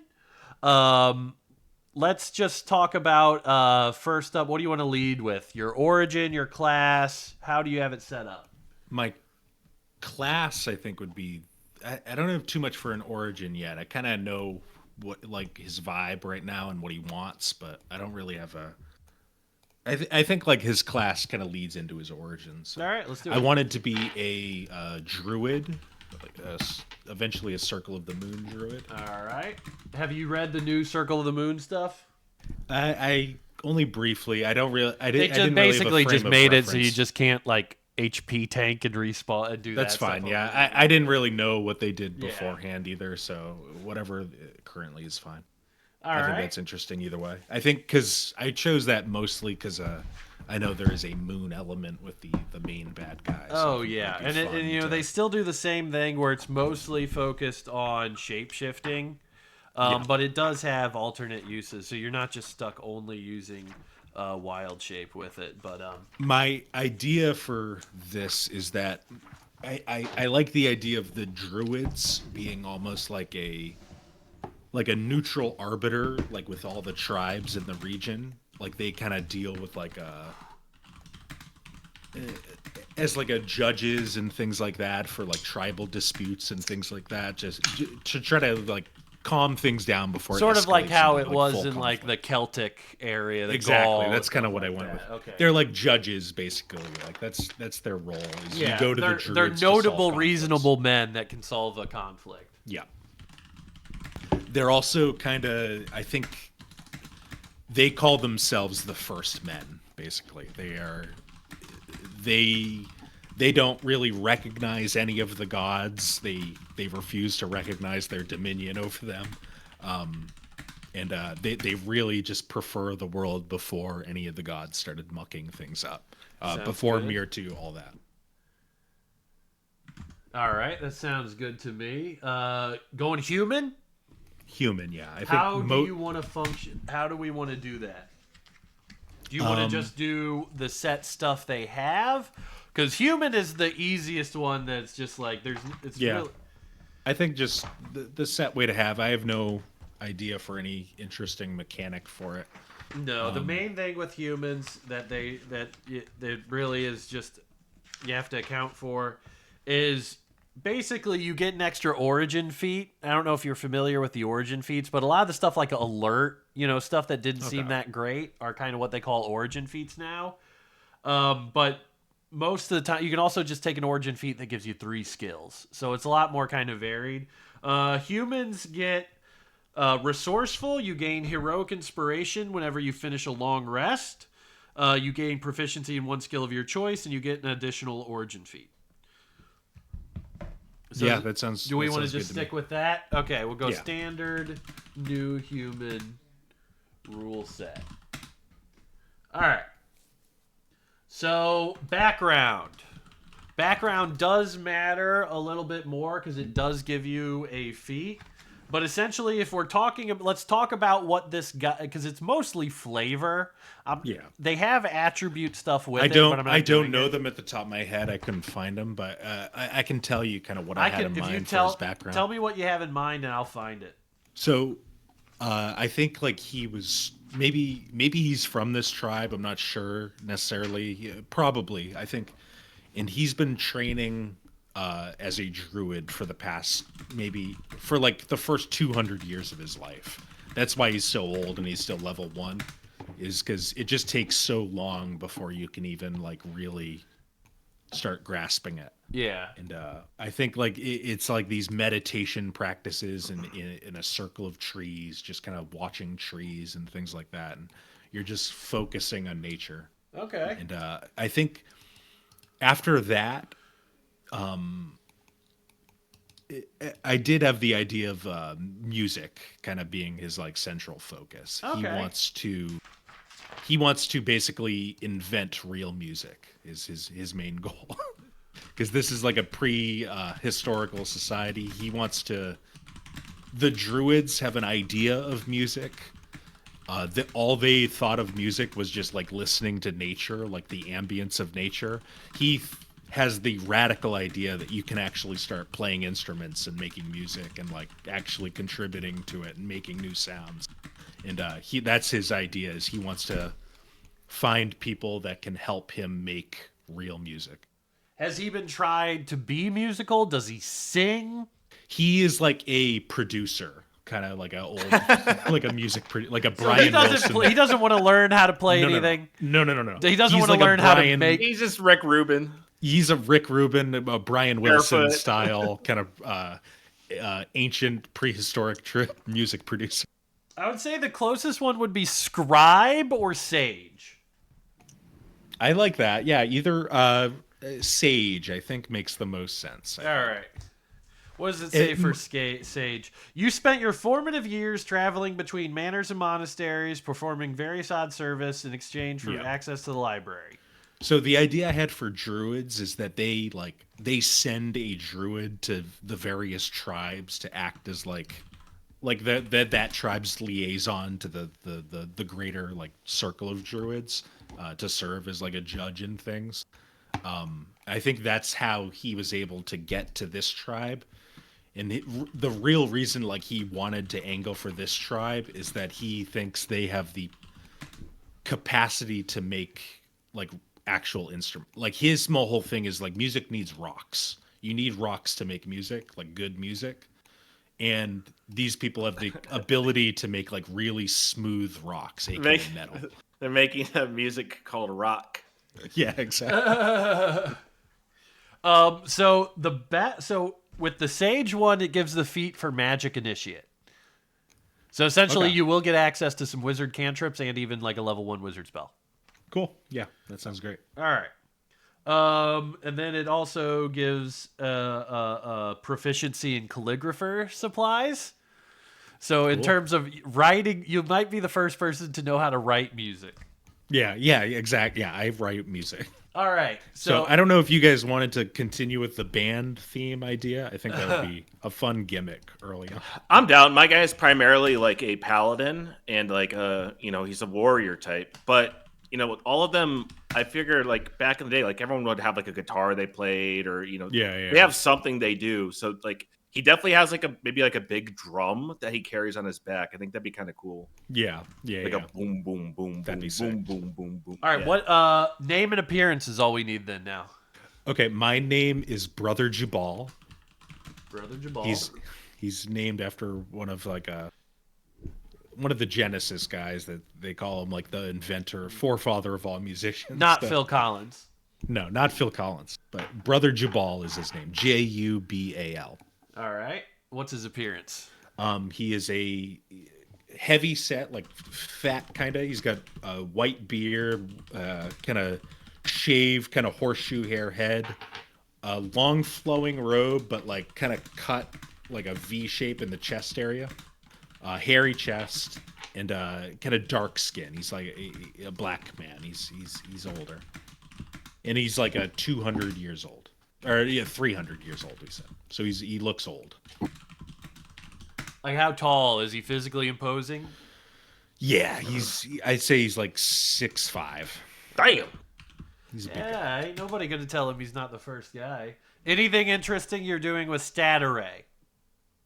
I put like charisma and wisdom are his biggest, so All I think right. that makes the most sense. I don't need the nitty gritty, but as long as I kind of know what you're going for there. Yeah. All right. Anybody got any questions for Oki on Brother Jubal, or should we move on to Andrew? All right, let's move on to Andrew. Good. What'd you say, Elliot? I said I'm good. Okay. Sorry. All right, Andrew, let's talk about you. What class are you going? I am going to play a paladin. Going to play Paladin. The Big Bad is playing a Paladin as well. Mhm. What oath are you going? Oath of the Ancients. I'm in tune with nature. I'm a protector of the earth in my mind, of the resources, of what. I mean, if you protect the earth, you care about the forge. Yeah. Forge is all about reshaping the earth itself. very nature themed focus here too. Yeah. I figure if we're going this old, this ancient, Yeah. you gotta be. Exactly. Okay, so you are an orc in this society. You are a paladin. How did you become a paladin? Who taught you this? Is there a structure? Is this the ancient way of the tribe? How do you learn this shit? So I think the concept of paladins were actually introduced to by orcs through the humans, similar to blacksmithing. But Wait, they were The introduced to orcs by humans? yeah, like the concept of a paladin, like being like a warrior for this, a cause, an oath. So this was something that was highly liked by our older orcs. Like the North Star was a big advocate, and he's basically why I became a paladin. Like he picks the paladins maybe every 5 years, like younger orcs to be become paladins. And they could choose their oath, but I think a lot of them choose the oath of the ancients because a lot of them are not into gods. Yeah. Yeah. Okay. So paladins are relatively they're a little bit newer. They're still an old practice, but it's one of the newer ones that they adopted from joining this tribe and integrating. All right. So Oath of the Ancients. So the only thing really new is they changed a lot of the smite rules, where smiting would be an action, you just don't declare it. But other than that, paladins are still pretty good, still pretty strong. I'll ask that stuff later. Let's go to the race. You were saying orc? Yeah. All right. So let's talk a little bit about the orcs. So a lot of the orcs, as first depicted by Shasti, were more archers, were more nimble, were on more horseback. even though they were kind of stouter and smaller than they might be considered originally. What are you thinking with like their abilities? What would be some of the racial abilities? So let me pull out what they have for orcs here. I think I know in 5e they did the crit stuff. On this stuff... Oops. My alphabet's not super strong. Alright. So orcs, they have this. They got Adrenaline Rush. You can take the dash action as a bonus action. When you do, you gain a number of temporary hit points. You get Dark Vision, and you get Relentless Endurance. So Relentless Endurance is when you're reduced to 0, you go to 1 instead. We could do that, but I'm giving that one to the Quetzal for sure. Let's do the Adrenaline Rush. So we'll keep that Make one. me a little tanky, right? Keep Adrenaline Rush. We'll keep Dark Vision. Because humans don't have Dark Vision. That's probably explains a lot why the humans don't fuck with the caves. If we're getting rid of Relentless Endurance, what type of ability would you want? You already have a sort of survival ability. This would be another survival ability. Would you want something more offensive? What are you thinking? Maybe offensive, yeah. Okay. Do you want to do the extra crit dice? I mean, that's... Yeah, let's just roll with that. Yeah, just let's keep it extra simple. weapon dice on crit. I think that's still a good classic one. So we're sort of blending in different ones there. But I do like that one because I do like the Quetzal having that ability. Okay, background. What is your origin? What sort of role did you have within the tribe? I think he is maybe a smith apprentice for a long time. Okay. But the elder, the North Star, Tolarak, took notice of his great size, and he picked him as one of the paladins. Because these orcs, I think, from living here and like living and traveling in a different climate all the time, has changed the way that they've looked. They're not as stout. They're not always as stout as the orcs they came from on the tundra. Yeah. So there's possibilities like this. He's probably a bigger orc for his race. So if I do artisan, that you have a background as an artisan, you would have some abilities for crafting. Would you be down to figure those out with me? Sure, yeah. Let's do that. So let's do artisan then. You do have experience. You were a forge apprentice for a while. Yeah. What that is going to net for you is the crafter feat, which I have to look up. But it's also going to give you artisan's tools. So you can decide, do you want to do blacksmithing? If you want to focus really on even like a specialized thing that you make, we can do that. If you want to just generally say forging, then Okay, yeah. we can do I'll have to that think too. about what I want him to make. Yeah, I'll get that. But yeah, nothing else really. All right, and then we will go to. We have the artisan. All right. In terms of your name and appearance, do you know your guy's name? Yeah, it's Void, Boyd. Boyd. No, V, like in Vex. Void. Vixen. Boyd. All right, and what do you look like? He has the blue-gray skin. He has sort of he's a clean-shaven orc, but he has sort of a skullet. He's not like a super old orc, but these orcs can have like silver and white hair just born with it. He has like a silvery, long skullet hairstyle. What the fuck is a skullet? Like a receding hairline, like kind of like Riff Raff from Rocky Horror. You know, like it's like Jude Law hair, but it's long in the back. Like a lot of the orcs in WoW have. Oh, gotcha. Because like I imagine orcs are just bursting with testosterone all the time, so they all go balding early. How big are we talking here? Shasti said her orcs were like more shorter and stout. Yeah, they're stout. So, but he's big for the orcs too, though. I'm gonna say he's like closer to Oki size. Like he's like 6'5", 6'4", 6'4". and he's like Or a big brolic. crew. Like he's a big motherfucker. That's why he was chosen to be a paladin. All right. All right, got that stuff. How old are you around?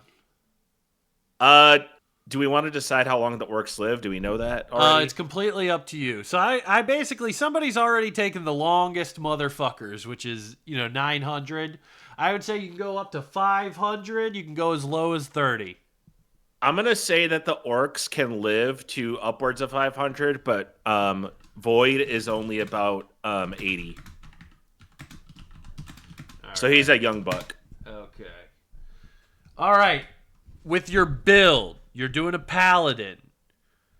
What are you orienting? Are you doing spellcasting? Are you doing fighting? Are you doing strength? Are you doing constitution, charisma? Are you doing a dexterity paladin like a demon? No, I primarily want to make a kind of a hybrid balance of like strength and spells.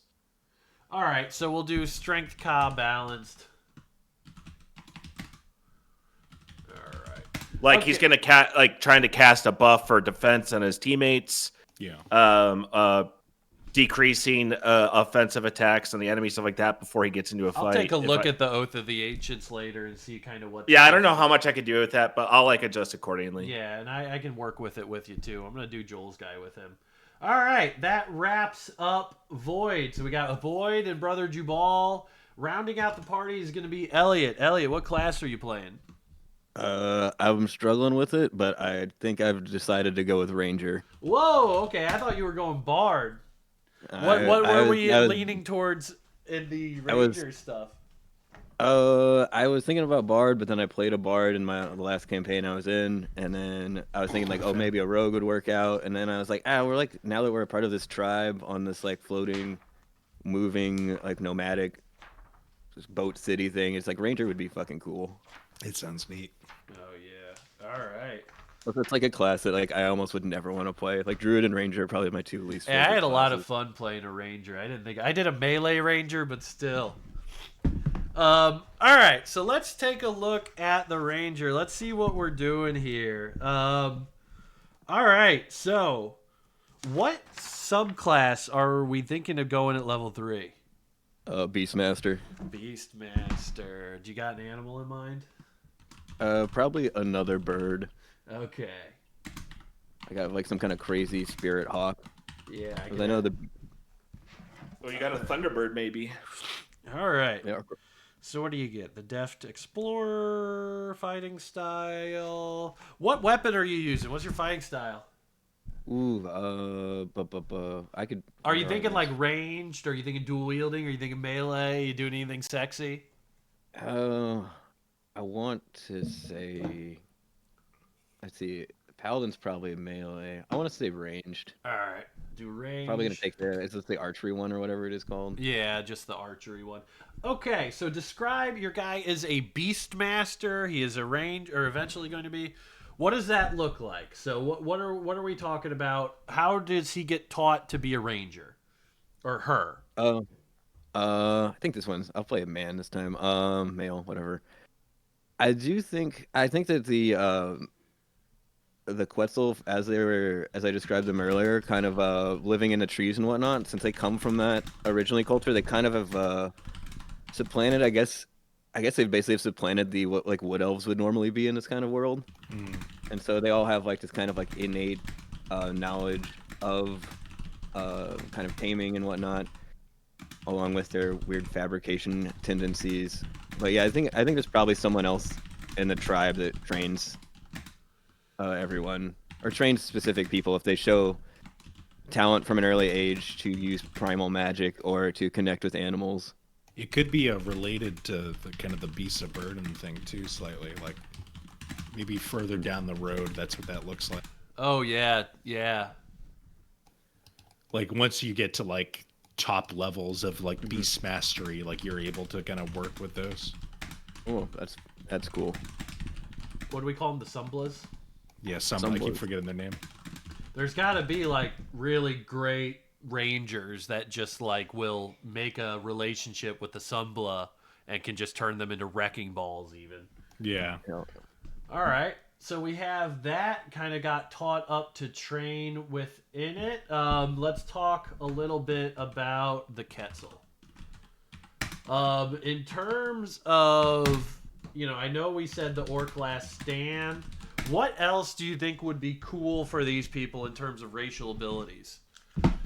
Like I know Last Stand is really powerful. That's the one where you pop back up, Yeah. right? Yeah. So they wouldn't get much. They're definitely not. I already said they're not able to fly. Yeah, they're not able to fly. I think they would probably just have, I don't know, like honestly, you could probably just take the take dark vision and then whatever the wood elf thing is from the elf and gives them that, and I'd probably be fine. Like they're not fey. Yeah, they're not Fey. They They're would not have fey. that. What about like keen senses? Would keen senses be anything? Should we give them what the elves get is the elves get Fey ancestry, keen senses, and then it's dark vision and spells. So if Yeah, you're and getting then- one thing, I think you could get dark vision and a spell, or you could get dark vision and keen senses is way weaker than a spell. I'll either give you a one spell or two or dark vision and keen senses. I'll take dark vision and keen senses. I think Alright. that makes the most sense. They're not. Orc They don't Last have like Stand. Let's give you dark vision, keen senses. All right, that works pretty well. Cool. All right, I'm pretty happy with that. Okay, so let's talk about your background. Let's talk about your character. They are a Quetzal. They are a ranger. They are living within this tribe. Who are they? How'd they get started? I think that they're probably showed some talent somehow, like playing around with other Quetzals their age at a young age, and weapons training and like ranger-ishness stuff. So whoever's kind of in charge of that spotted them out, and they've been training them as some kind of like guard or hunter or something like that for the city. So we can The take village, that two the ways. tribe. I can either have it be like a guard in which you get the alert feat, which means you can't really get snuck up on. It's very difficult to sneak up on you, or do the hermit, which would be healer. I guess hermit really wouldn't work for that one. I like the guard one. Okay, so we'll do guard, feat, alert. All right, so we'll have that there. So you got trained traditionally almost as somebody for skirmishes. Were you trained for combat, for hunting? What were you trained for? I think for because our village kind of moves around similar like nomadically, probably to keep watch and for actual skirmishes, because there's those weird creatures when we have to get close to the sea that come out. We gotta shoot those Esca. down. Yeah, the Escas. Those freaks. Escas, I hate them. moss hogs, tardigrades. All of those are really kind of threats that can come up on you where you're at. Oh man, I smoke one of those little things. Oh, the Big tardigrades hammer. are like 8 feet tall now. Oh shit. Sucks. Yeah, that it fucking sucks. sucks. Oh no. They went through rapid evolution. Name and appearance. Oh, to write my name down. Zuma, Xuma. Zabaraz, Zbaaraz. ZB. Aaraz. AA. Now, do the Quetzal all have this kind of naming tradition, or is this just your guy having a crazy anime name? I think they all have weird names. Do we want to set any sort of naming tradition for the humans or the orcs while we're at it? I think humans, like all the names from Genesis, I think like those kind of old Lamech, Yeah, Set, that kind yeah. of shit. What about for the orcs? Is it like single Orcs, I think, often have single syllable, and then like the elders will often have multi-syllable names. Like Toralak is an albino orc, so Toralak means something in their language. Do I you don't know what get it more is, but syllables the older you get? It's like you tack on. I think that could work too. Yeah, depending on title. Maybe I'll come up with like a sir, with a like an I don't know what would be called like an affix for like a Smith. Or it's like you would get O'Donnell in front of Donnell if you did a big war or something. Now you get Yeah. to trick So, out like, your this- name. Like for the Smiths, there'll be like a lure, like -LUR. Like if Void finished his apprenticeship, he would have become like Void Lure. All right, Elliot, your appearance of Zuma Zabarez. Give me their appearance, and then we'll get to the connections, and then we'll talk about the campaign. Cool. I think Zuma's probably the shortest member of the group at like 5'10" or so. I don't do bird people have claws? Do we have claws? I assume we No. have talons. I assume you have hands, but I don't really Yeah, think you might have claws, but they're not like mechanic claws. You know what I mean? They're more like just like short pointy Yeah. or like harder fingernails. It's kind of up to you. Yeah, I think they're more just like harder like fingernails. Like they're not, but the fingers are just human like, or not human like, but you know Yeah. Man. they don't do any. They're not like talons. Can't really. Yeah, and then probably. Did we decide? Did the Quetzal still have like wings? Yeah, they Like, what do still you have call it? wings, and they still have one tail feather that's very long. So they'll have a long, skinny tail feather that's almost like a tail that'll have like a big single piece of plumage on it. Yeah, I'm gonna say that Zuma is kind of like a dark blue, with some black feathers on the face, around the beak, a black beak. Their feet and hands, you know, that are not feathered, are like that black scaly stuff, the claws that birds have. And then the one single tail feather is like a bright, almost neon yellow. That's pretty cool.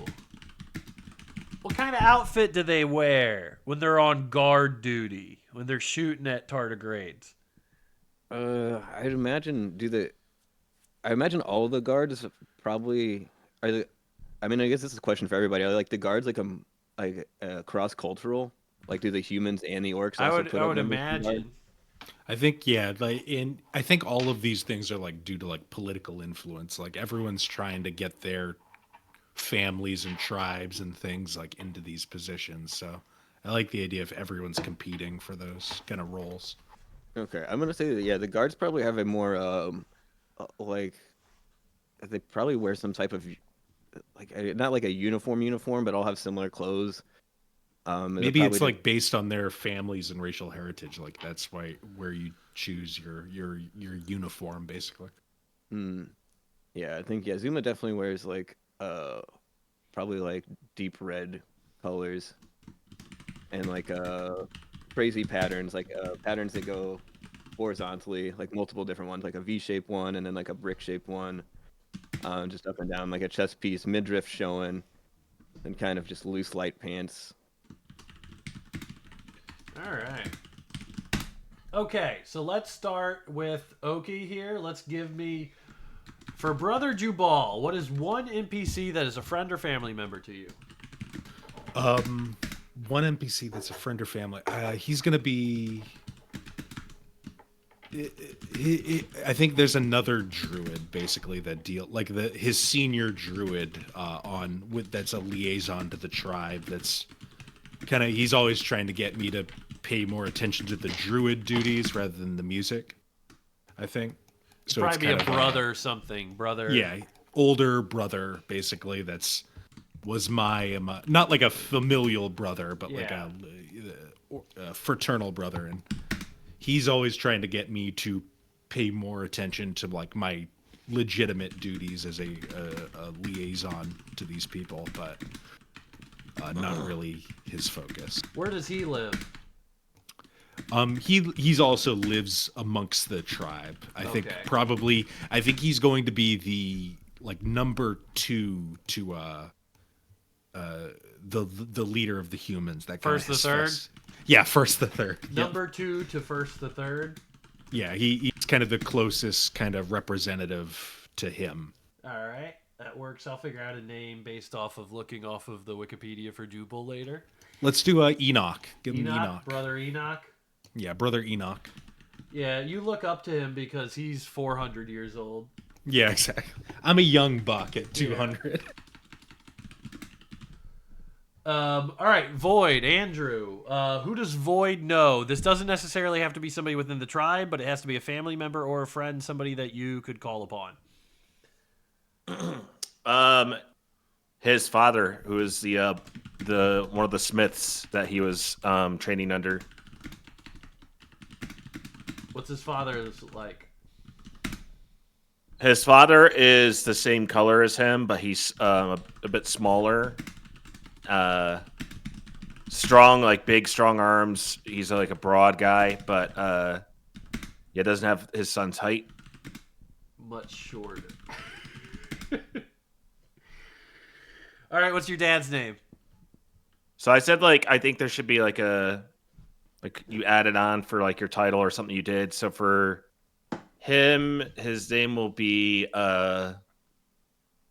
Som, like SOM, and then I'll have the title tacked on, which is a hyphen LUR, like Somler. Sumler. All right. He is a smith within the society, which means he's going to be somebody of some regard. And he dresses in black leathers, similar like that the Smiths wear. Like Void wears big black leather armor, like much layered, much bigger, like pauldrons and all that. But his dad just wears like the regular, just like lighter, easier to work, like leather straps, tool belt, all that stuff. All right. Branson, Yeah. can I ask you to edit one thing for Enoch there? Sure. Can instead of saying number 2 to first to third, can you say he's the second to first to third? Thank you. He's the second to first. It's so confusing. All right, Zuma. Who do you know? Who is your contact? Who do you call upon? Akna, AKNA, Zabarez. Okay. She is my mother, and she is the current leader of the Quetzal. She is the current matriarch of the cat. How do you react to your mom being a quest giver? Is it embarrassing? It's embarrassing, but also my mom is because we are a matriarchal society, very disappointed that her only offspring is a son. Jeez. Did we determine who the leader of the orcs is for this tribe? The leader of the orcs was Tolarak. Tolarak. But Yeah, the Tolarak. albino. Yeah, Tolarak. The North Star. yes, yep. Oh, That's just what the got title that. is Yeah, for their that's leader. She's an only son. You hatched from an egg. She is so disappointed when you hatched. Yeah. You're old. Quetzals are old enough to realize and remember their parents being disappointed at their birth. All right, we have the connection there. What is she like? What is her plumage? I think she's see, I have the one yellow tail feather. I think she's like all like canary yellow, and her tail feathers are like a deep, like a bright red. All right. Okay, so what's one thing that connects all your guys' characters together? You all seem to be big and chosen because of your physical aptitude is the most apparent thing. But do you guys want to have some other connection that gets you called together? Occam's razor tells me these are the 3 biggest guys and we have a dangerous thing, and that's pretty straightforward. Yeah, I think that makes sense.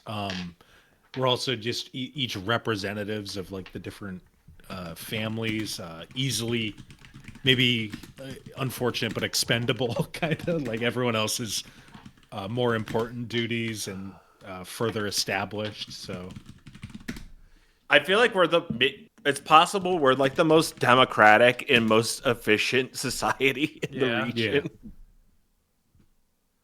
All right, yeah. So Like we are the ones like closest to making civilization itself. as a druid, like I should have been doing like adjudication. Like I should be a desk job basically, but I've shown no interest in it. So Yeah. maybe maybe Brother Enoch's gonna like recommend me like Yeah, okay, like let's we'll get get him it out of here. his system. He's been Yeah. wanting to do this for 300 years. I'm sick of hearing about it. Yeah, yeah, Zuma's always fucking around during guard duty. They're trying to learn how to. They're they also always, like not the child that your mother wanted yeah, like that. yeah. I'm always like trying to play a fucking like what a Stone Age banjo or something. I dreamt of being a musician, but my Yeah, we're also talents all in a aren't band, and that's gotta be. Maybe Zuma growing we're. up, Zuma growing up would cover herself in ashes to look gray to piss off her mom. What if our band is just very annoying to everyone around? Like we're not very good yet. Yeah, I don't think any of Oh. you chose any proficiency so far and being good at instruments or anything. I was gonna choose like some sort of musical proficiency, but yeah, I think like we're not like particularly talented yet, so the sound of the band is very annoying and not evened out yet. It's like Alright, listening to a sibling try to practice piano or something like that. Yeah, exactly. We're done with all the tribe stuff. The tribe stuff is in, all of the characters are in, all that stuff's good. So now it's just last minute discussion stuff about the campaign before we head out. Crit rules. All right.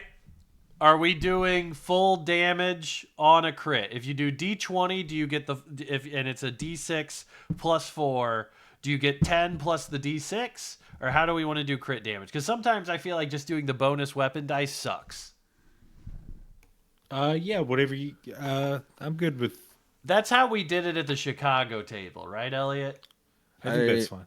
It's just think that they eventually, could do it to yeah. us too, basically. I'm is cool the with whatever, risk. Like, so the you guys- enemies do that to us.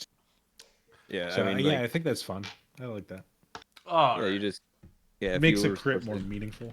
yeah. Yeah. Weapon. All right, let's do that. Weapon. Yeah, because getting a crit and rolling 2 9 ones, max plus it just sucks. normal. Yeah. All right. Crit fails. Okay. How punishing do you guys want me to be on crit ones? I prefer crit ones to be like.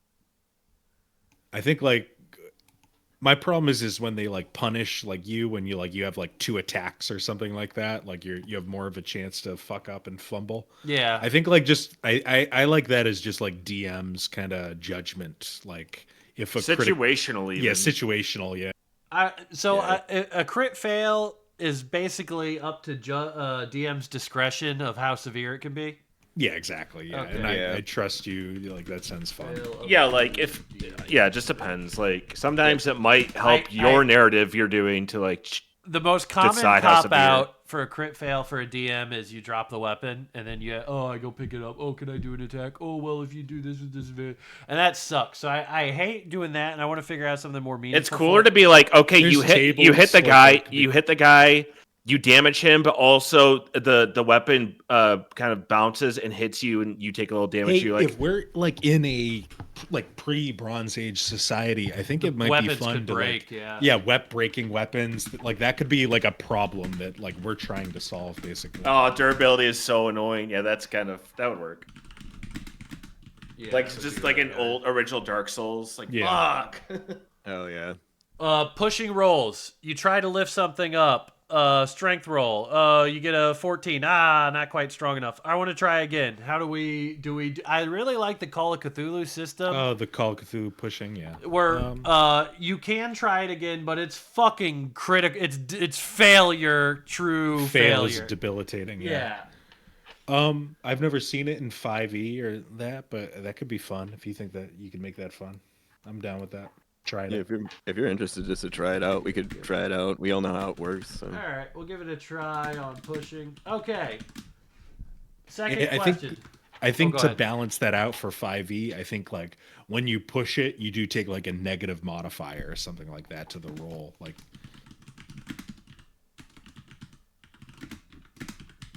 Yeah, or you could just for 5e terms, just roll it at disadvantage if you're pushing it or Yeah, something. that's kind of Just- probably just what I 'cause- was thinking the main thing would be. however that would work. Do we care about survival? Do we care about food? It's going to be a desert. Water's going to be a thing probably at some point, but 3 days without water, you die. That's basically I think it. yeah, I don't think like we have to worry about it mechanically too much. I think like for your storytelling, I think like you could tell us like, hey, like this is a problem. I don't want You to guys worry gotta about the deal with. mechanics of it. If that would be something where you guys think it could be really interesting, then I'd work on it, but otherwise I'm not going to bother. Yeah, no, I think just keep it to like storytelling and things like that. I think that. Yeah, Alright. if it's like narratively survival, I like that. But like if we all have to individually or even as a group start tracking our water use Gotcha, and whatnot, that's kind Yeah. of just becomes tedious.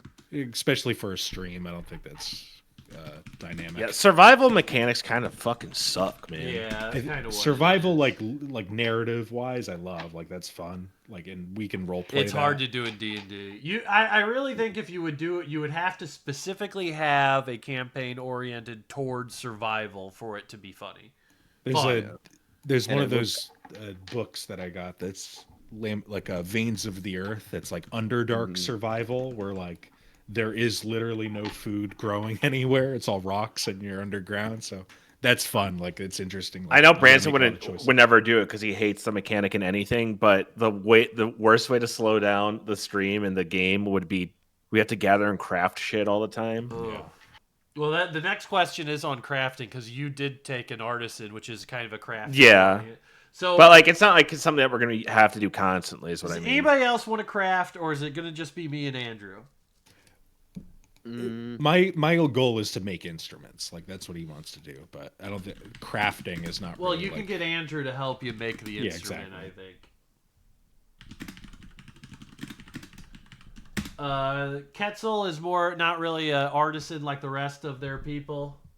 So Yeah, I'm not no. really too worried about that. I think with the crafting, we could also do it like whenever we rest. That's when we could do our crafting.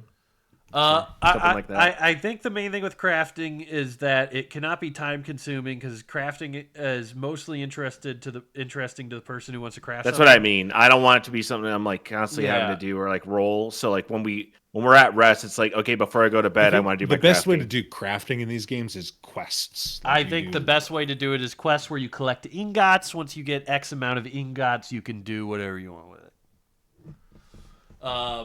I think if we're talking about if you want a rare weapon, you would have to go hunt for the rare material, and then that's the same thing as earning a cool weapon.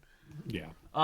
With my main thing with crafting is that the more specific you are about what you want, probably the better it'll be.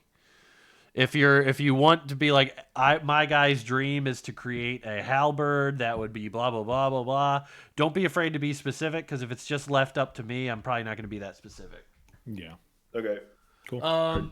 Next question: do we care about exploring? How much of this should be aimless adventuring versus you guys getting sent to 3 different points and having to pick one? I'm always on the fence about this, but it's like I don't know, like sandboxy exploring style stuff always just leads, in my experience, to no one knowing what the fuck to do. Yeah. No one wants to take charge. Yeah. Um, or And then splitting up a lot that can happen, which kind of isn't always great. I'm down with like travel if like you can pack it with like interesting stuff. If because we're not doing like survival mechanics, so travel is gonna be.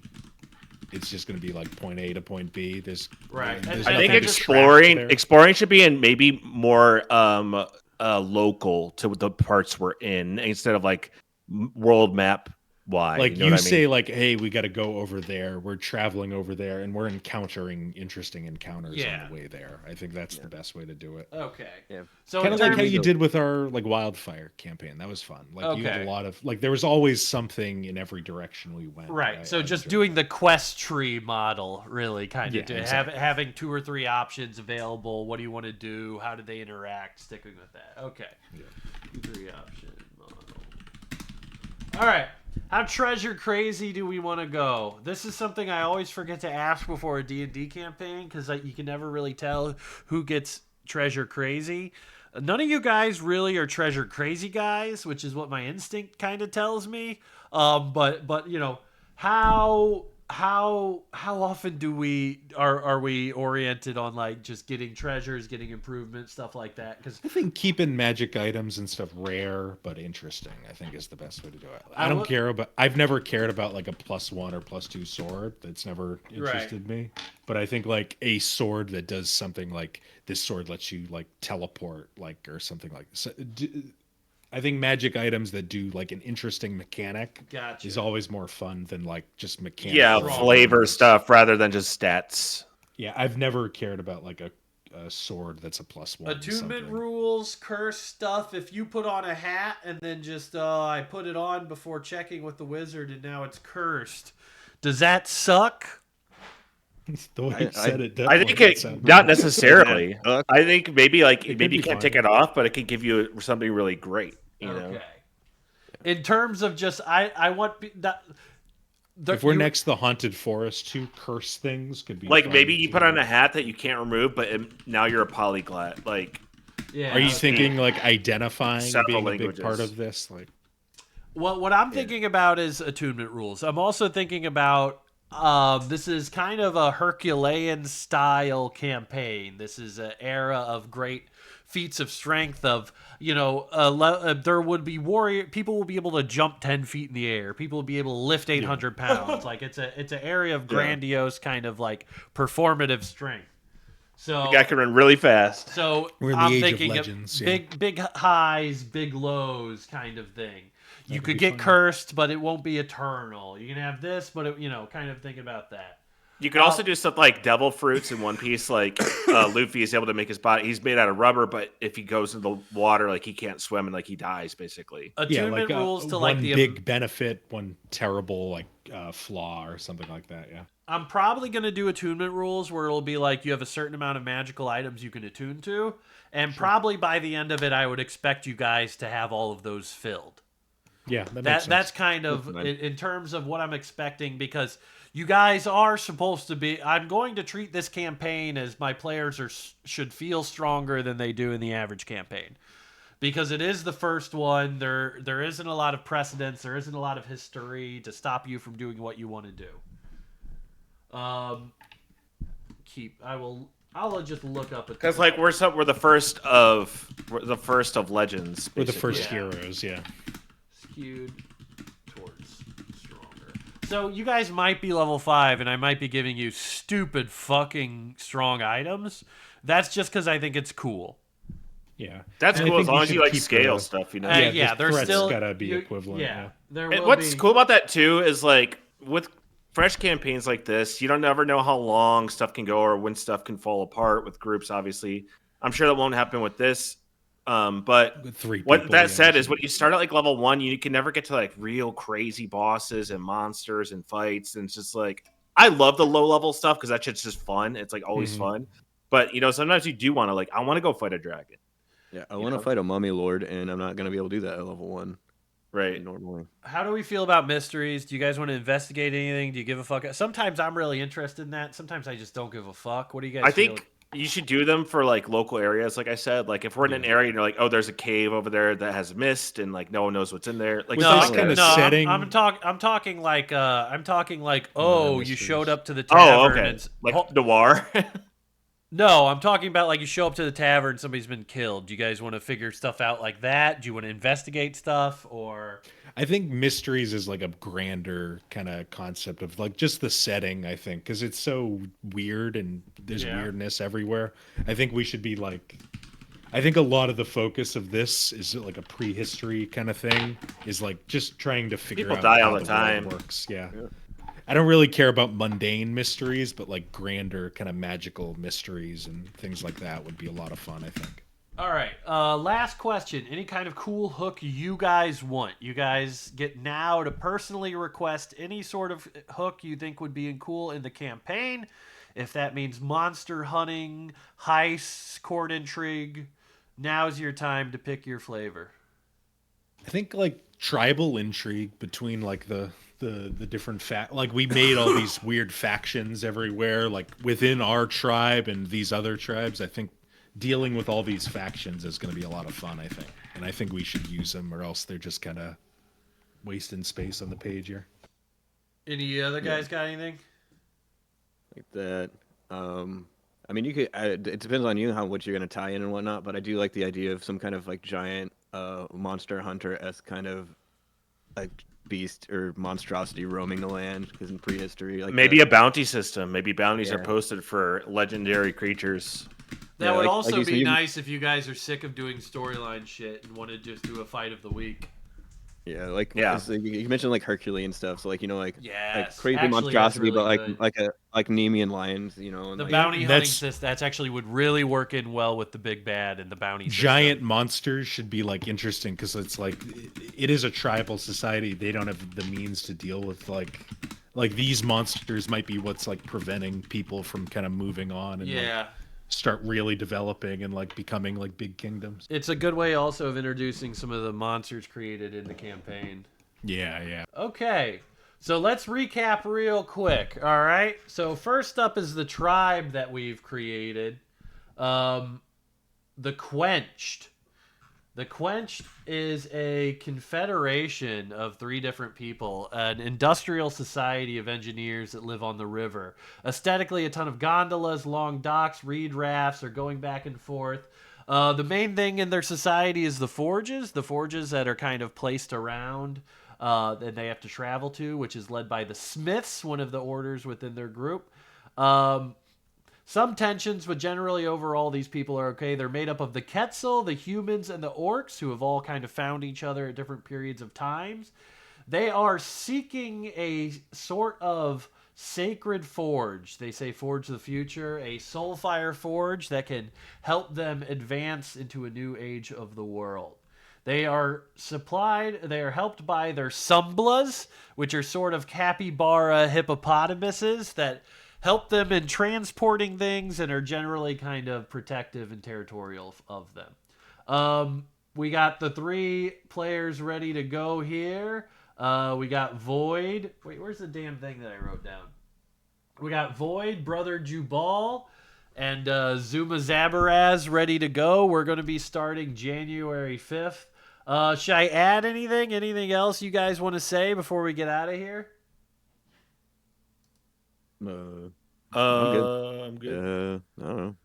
I'm all set. All right. that's This is fun. It's a good time. Yeah, was I'm good. excited That was for really this. fun. I'm excited to see this tribe up. I have I'm surprised at how unique that tribe came out. That was the tribe builder's very robust and lets you do a lot of interesting stuff.